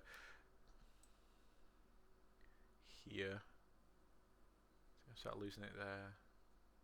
Okay, so I'm not going to pitch down as much there. So I'm going to grab that keyframe, pitch up a little bit. There we go. So these should all automatically update. If I make any adjustments, even if if I go to here and I start to adjust the roll, for instance, pitch. There we go. So something that's already been keyed, something that's not already been keyed, can go away. So that's a 0. But anything that's already got a keyframe on the line, you can see when I've added that new change there, it's added a new keyframe automatically, which is good. So it should go up and then down, then up. That's wrong, obviously. So we're going to get rid of that keyframe there.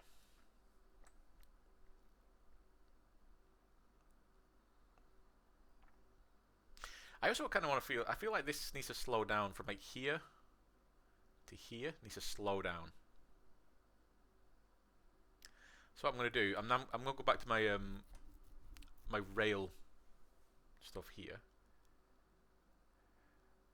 And I think from here, I'm going to put a keyframe on my rail.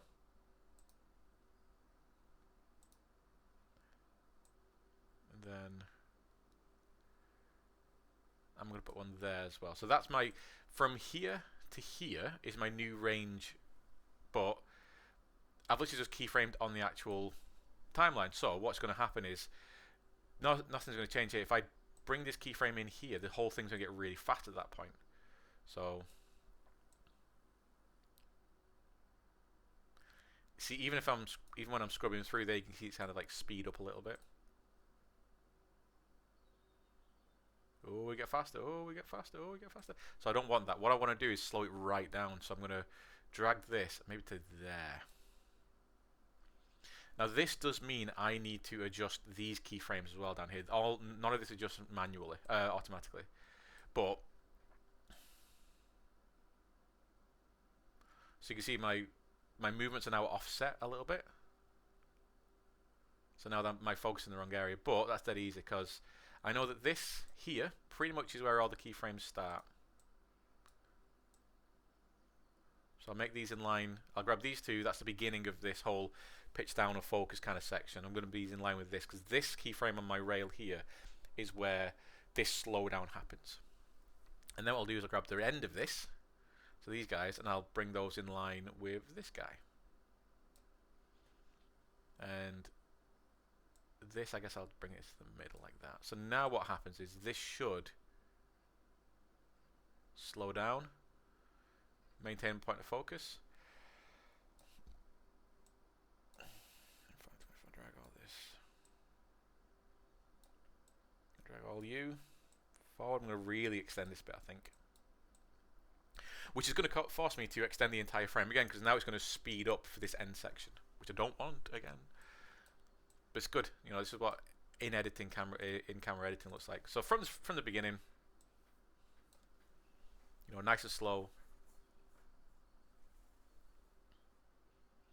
Move the stairs if you have to pitch up.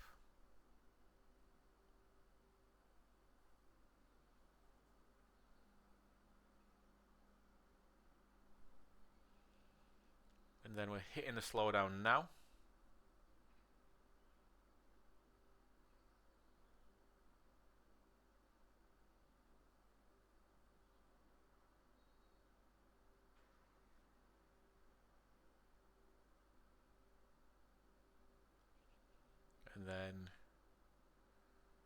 thing is going to speed up now as we get to the end of this bit. So you can see it speeds up. And this is all this slow in, slow out as well. So it's going to, every one of these new keyframes, it's going to start up like a new slow in, slow out section. So it's going to be, it's all like a really, really soft curve. But for now, that's cool. So again, we're going to just kind of put this off screen a little bit. I'm going to decrease this a touch. Again, this is where using two monitors is great, because I can have this there, I can have all my sequencer here.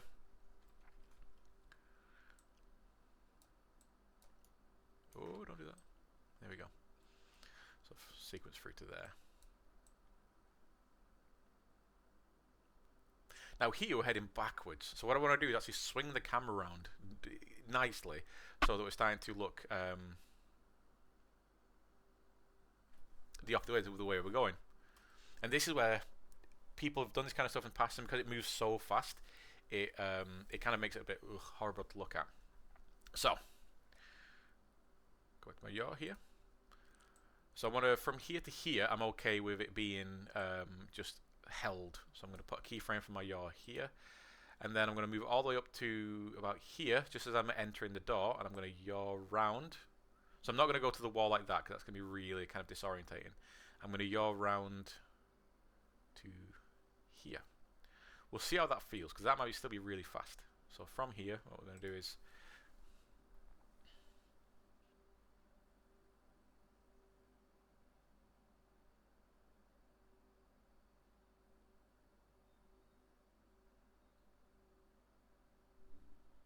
okay, feels quite nice. I will extend the entire range of the scene to be a bit more, and then I will also adjust this to be a bit more. I will snap this, because I do want to snap this to the end like that. There we go. And then just drag my frames out. Make sure my whole frame's been taken up by this. Oh, snap this again so it's snapping. So it's snapping.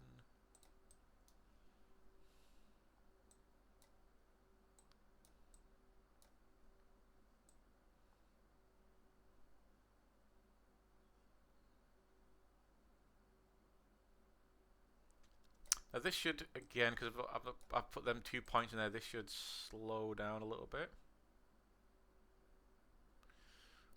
But then rotations, I want them to be later again. So as I come back here, the rotation starts there, but I want the rotation to be like more like here. So I'm going to do is grab these 2 rotations here,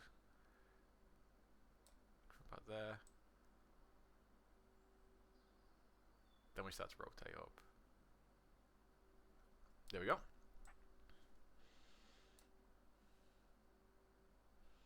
And then, so currently again I'm just facing forward, so I'm gonna do a lot of yaw and pitching in this.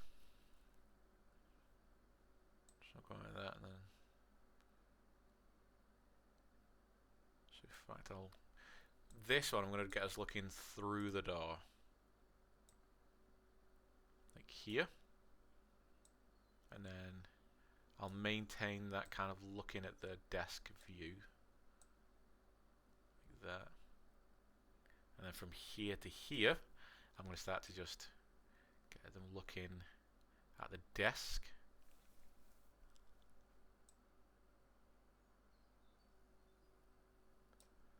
And then we'll rotate around.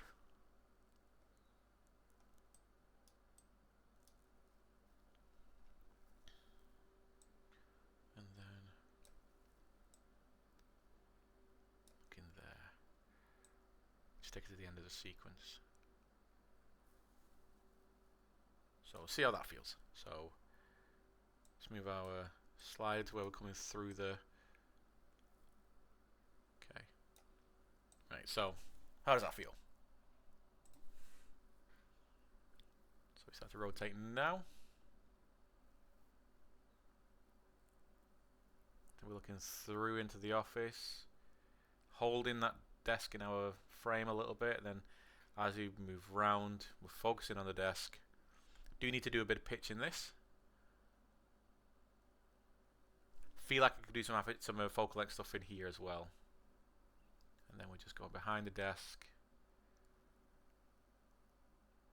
slowing down to look through the door like this. Nice. That's cool. And then we're just resting with the last of that rail.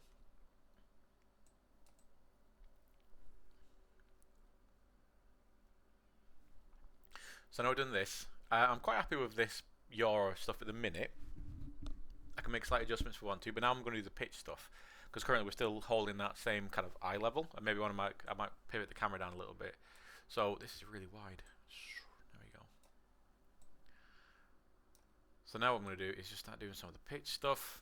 So I need to set up a point where the pitch is going to stay static. So this is a static. This is the last point I changed the pitch.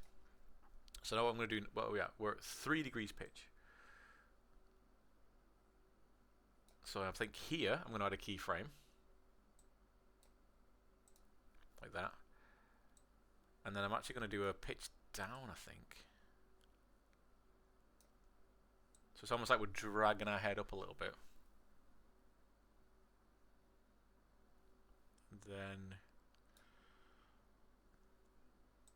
pitch up. Keeping the desk in frame.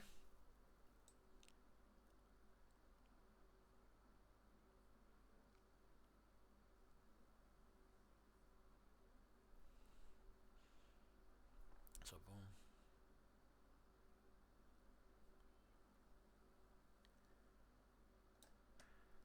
So I think maintain the pitch from there. So let's put a keyframe on the pitch here. And then from here to here, I'm going to pitch down even more. Slightly like that.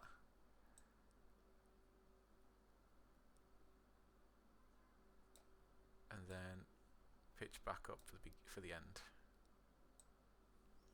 Right, so moving back.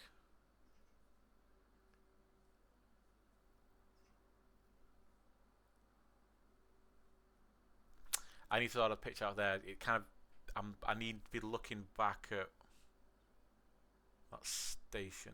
Okay, so that's nice for pitch. Keeping the desk in focus. And then what I was going for here is almost like we're moving down and then settling with the camera.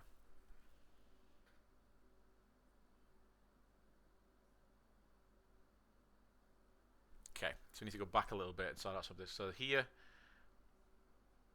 I need to keep that pitch down.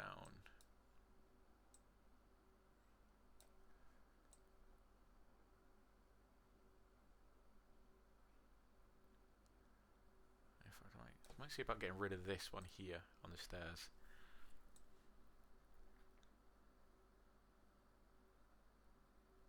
Okay, see how that feels. So we're coming around from the stairs, all the stair sections nice and good.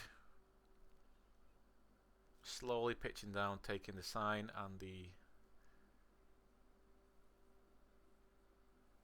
Then as we look down, keeping that kind of in focus, we're then going to start to turn our head.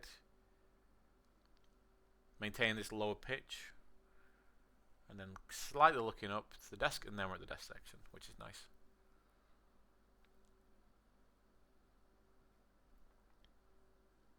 So I think what I might be doing here as well, because I think I'm pretty much happy with all the pitch and stuff here. I probably won't do any roll stuff. I could do a bit of cheeky roll actually. At some points. Like here for instance, where we turn our head. Okay, so come back to the beginning. I'm gonna just keyframe roll as normal.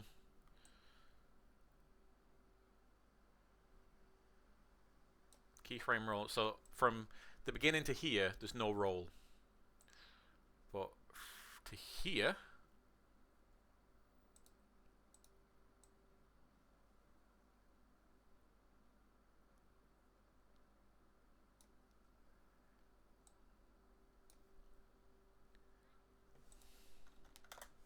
okay.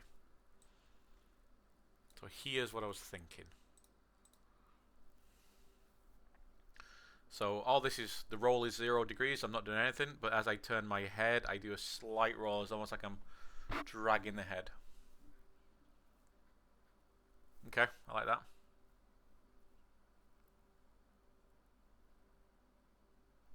Maybe I'm just going to drag this last frame out a touch, like that. And then maybe even that out a little bit.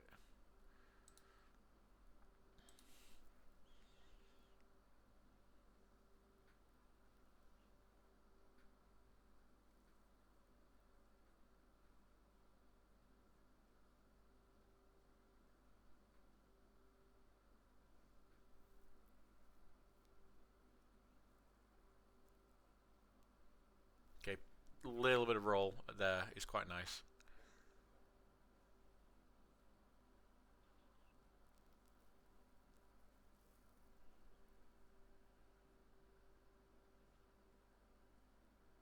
And here is where I'm thinking I might do some fun stuff with the aperture. So everything is, what's our aperture here? Our aperture is all 15 at this point. So from the very beginning it's 15. So let's put that keyframe there at the beginning for the aperture, which is this guy here. Focal length. I keep saying aperture, I mean focal length.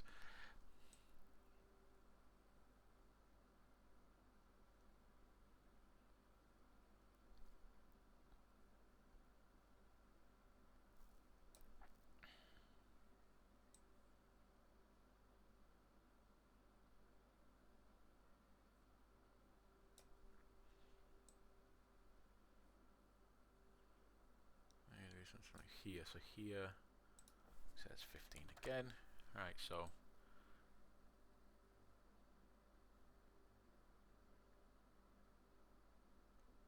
from here to here I'm increasing the aperture a little bit to, what am I increasing it to?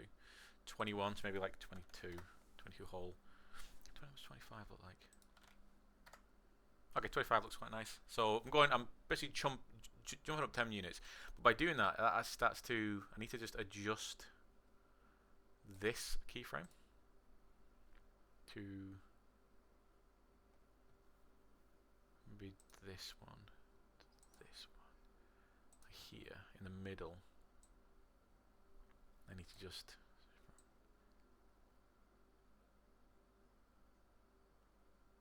from there to there. Just gonna keep this in the frame.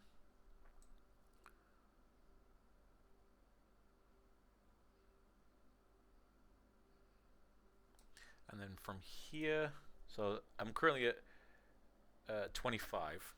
So what I'm going to do is quickly rack back to about there, quickly rack back to 15.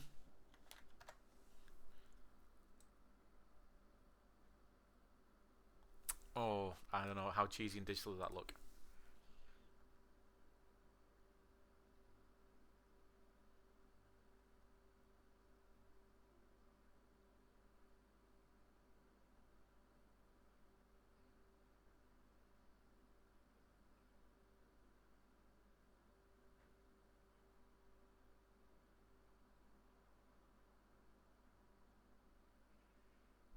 Not as bad as I thought, but I might just need to just bring that, so it's not 25, maybe 20 degrees.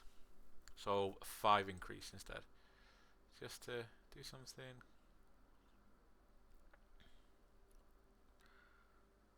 So back to 15 there. I think here to here, I'm going to just keep that as 15 for now. And then as I move round, I might want to bring that down to like 10.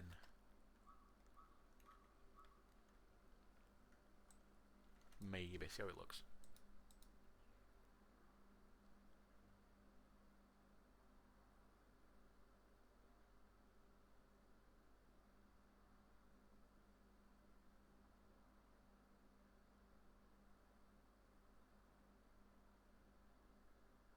I don't mind that, I just think it should be a bit longer.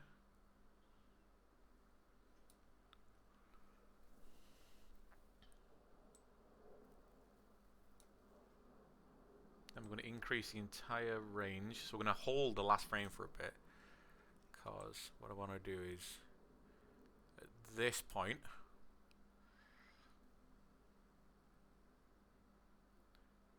I want to start racking up to there, to the end. I'm going to start racking up into 15.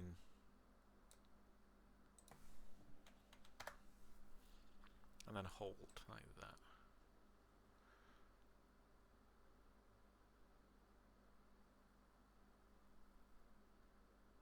Can't say anything about motion.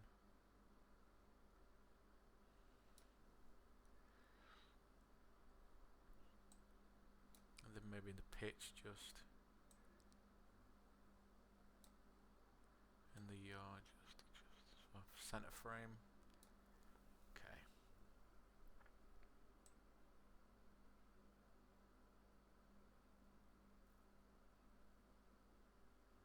Okay, that might be the whole sequence done. So what I'm doing for you out there is obviously I'm keyframing in place where I want to start adjusting stuff. I'm even leaving 2 keyframes, like the beginning and the end, where I want them to be, I want from like here to here to be the same number. So I'll keyframe the first one to be one number, and the one at the end of that section to be the same number. So within that range, it's the exact same thing. Because if I have 3 keyframes throughout the entire sequence and they change, you're going to get slow changes from each of them. So you'll get very, very soft motion. Sometimes you don't want that. So let me just play.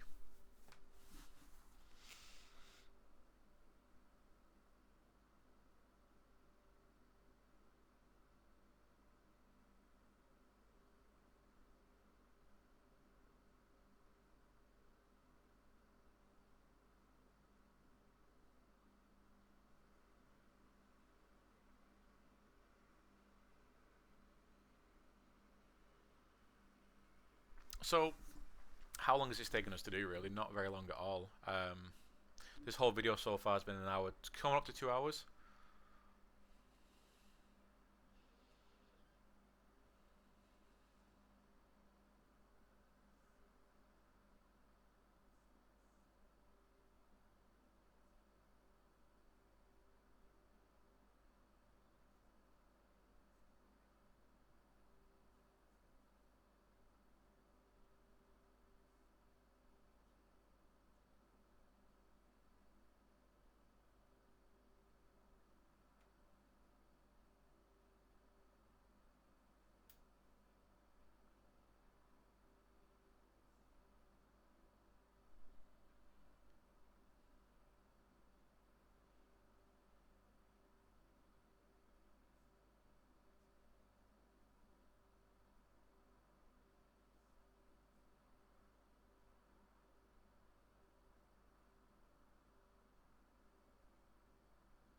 Nice. Okay. So I'm quite happy with that. So let's have a look at this curve we've been using here as well. So currently this is the pitch and roll that we're seeing. This is the roll, this is the yaw. So you can kind of see peaks of movement. So we're kind of, this is us looking up and then we're looking down, we're going up, down, all that kind of stuff. So pause that. Cool. And just to kind of flavor this as well, there might be some stuff that I want to do. So I'm going to move to the back of it again. And in my camera, I want to try some stuff. Let's keyframe some of this, guys. So I've just keyframed in some chromatic aberration here. So what I'll have is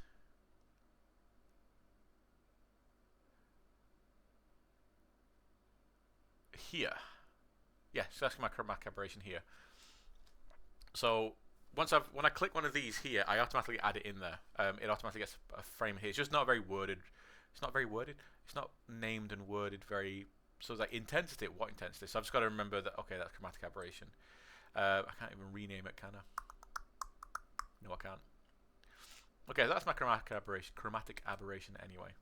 So what I'm going to do is punt this up a little bit.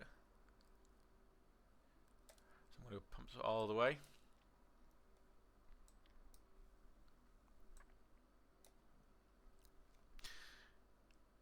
And in fact, what I'm going to do is I'm going to extend the whole thing again. I'm going to grab all the frames like this. I'm going to move them forward a touch. Like that. So then this shouldn't move for a bit.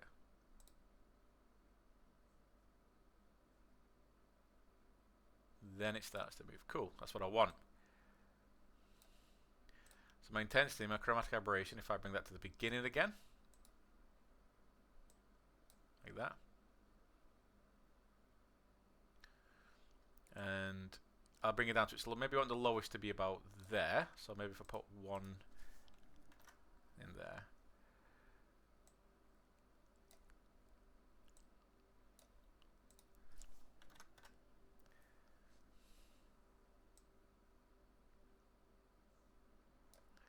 So, and this would be just being a bit kind of funny because what I kind of like the idea of is it kind of like glitching, like shit.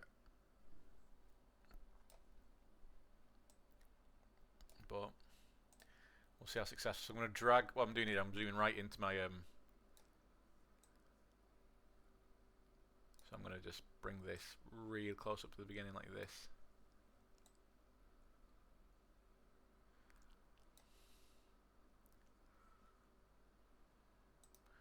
Maybe it goes down to 2 really fast and then goes back up to really fast and then settles down to 1. So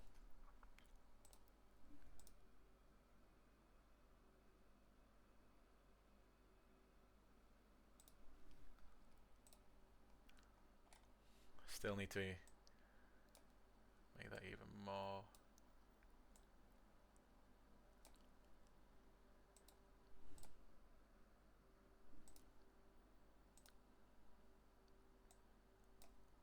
Put that down to 1 there, and then 1 here.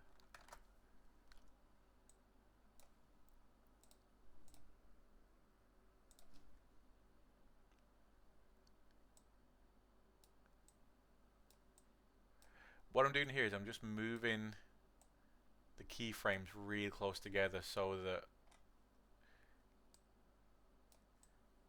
the effect is much quicker.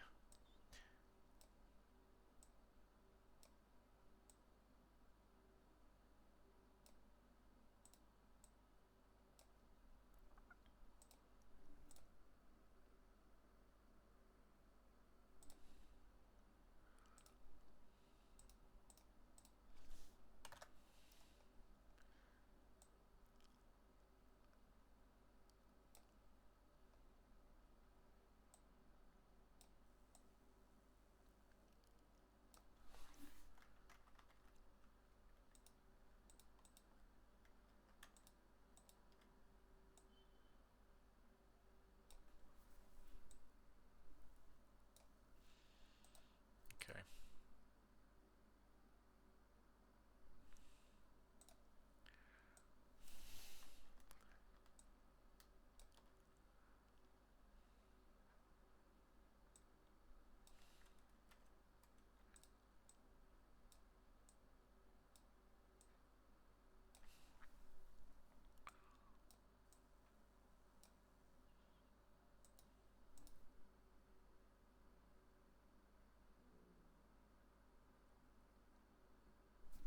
You know, have a bit of fun.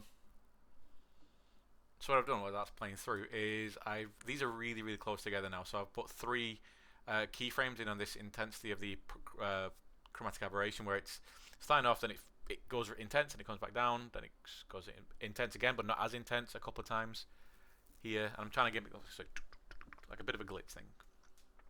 I've not looked at any of the curves as well, so these are kind of a little bit soft and slow in and slow out. So what I can do is just on these geezers, if I get them all, I can actually have a look at the. Oh, am I going there? Seeker, move that out of the way. There we go. There's my curve. Is I can look at these, and these are on my chromatic aberration. So what I can do is slow and slow out them. Nope, we're going to linearly interpolate them. Maybe I'm going to move this one a bit. Whoops, a daisy. Just grab this one, move it in a little bit. Like that. So now with that linear interpolation,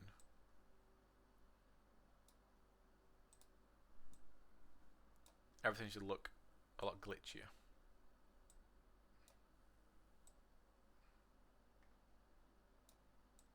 Where's the beginning of my Oh, I don't want that. So, boom, boom, boom, boom.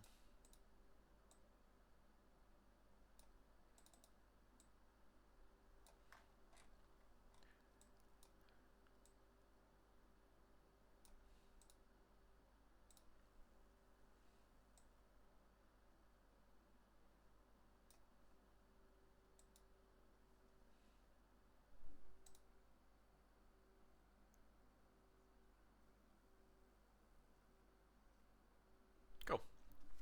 And you can do. I'm going to leave it there with this, but you can do so much. You know, as you can see, taking a bit of time, keep it nice and subtle. You don't want to put too much into this. In the case like there are lots of things on top of the screen or whatever. But you can do some really nice fun stuff very easily. Just keep it nice and subtle.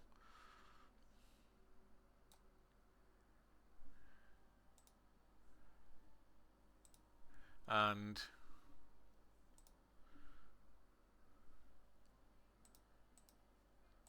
it takes like those of who have done editing before will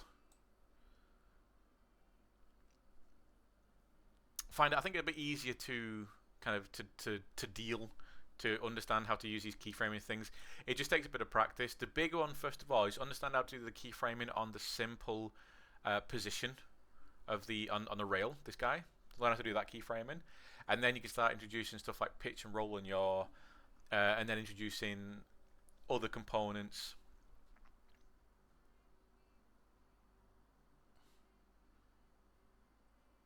Because all these are key, anything with these little diamonds on, they're all keyframeable, and these will only appear when you've got a sequence editor on that camera. But no, so I think we're happy with that. What I'm going to do is render that out. Make sure that in my cuts up here, we are definitely looking through the right camera. We are looking through Active 17. The whole thing is the correct. Big screen this. I'm just going to do something a bit drastic at first. I'm going to delete everything in this top camera section here and just force it to go back and do this. There we go. From the beginning. So let's snap that to there. So now that should be everything.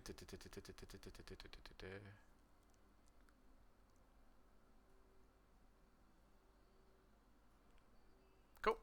And I'm giving it a hang frame at the end and a hang frame at the beginning, so that when I'm editing, I can choose to do like transitions rather than just like automatically going into a moving video. Okay, so now I'm going to do my sequence this, and I should have. Yep, so you can see there it's doing the right thing. You can see the little things. Now I've still got all the cameras in the scene as well, so I can set all these up ahead of time and do all these, like set them all up, render them all at the same time. Like do one, change it to the next camera, do the next one, change it to the next camera. Because you can make a day of it. You can make a whole day of just doing your rendering like this and just spend some time making it look good. Do all the renders, which take no time at all.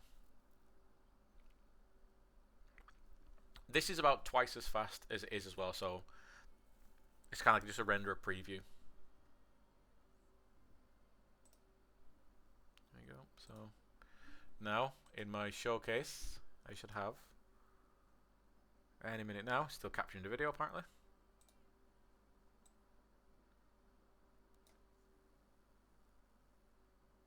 Still capturing the video apparently. There we go.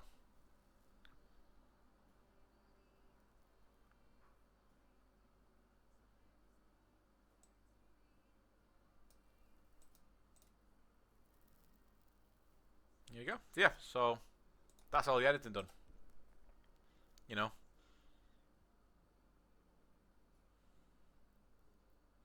And you don't need to do much of these videos as well, just because we're showing off the environment. We're not doing in-game action shots or anything like that. So it's all just about showing off the environment, making sure that we're going slow, that we're showing off the work that you've done. You don't want stuff to be like moving really fast to a surface, because then it's going to get hard to see. You know, channel your inner Spielberg. Doesn't take long at all. And download a project like this to have practice as well. You know, if you feel like you don't want to do it within your own scene, download one of these example projects and have a play. Because obviously, if anything goes wrong in this, it's not actually in your scene; it's just within this little environment.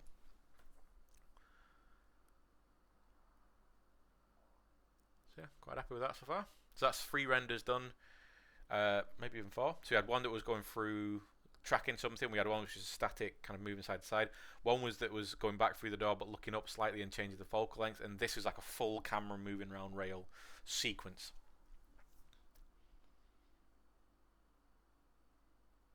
Now, obviously, I've had a lot of experience doing editing in the past and using these things, so a lot of this comes quite simple to me. But it's still sometimes tricky. It's about remembering to add the camera into your camera cut, so you know you're rendering through that specific camera. It's remembering how to bring in the cameras into here. The fact that you need a sequence editor to be in the scene to do any of this. That if you want your camera to be mounted to something, it's got to be part of a. It's got to be dragged in. It's got to be a child. So I'll just eject from there. So, and there's one last thing I want to show you, and I'm not going to show you how to use it, or I'm not going to set up a video using it because there's no point. You do it the exact same way, but there's another rig that we've got which is very, very fun, and it's the crane rig. So this is literally a crane rig from TV and film, and you'd make you'd attach the camera the exact same way. So if I bring in a cine camera actor, drag it onto the rig, and then. So now the camera is attached to this rig, which I can then control. So I can key the pitch in the yaw. The camera's always going to stay in the same position because you have to move the camera like that. But yeah, look at that. Although I can force it like this, where I lock the mounts. There we go. So as I rotate around, it will. You can see the camera there is locking to the orientation.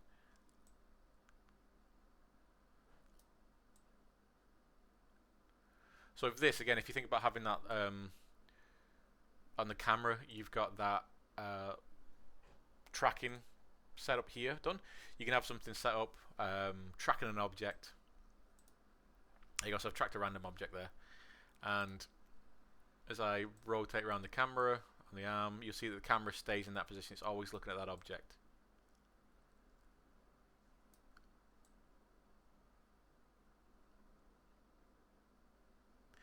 And you do the exact same thing as well.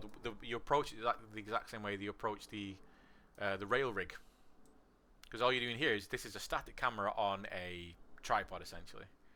I bet someone's made something which is like a crane setup on a rail. I bet that's happened.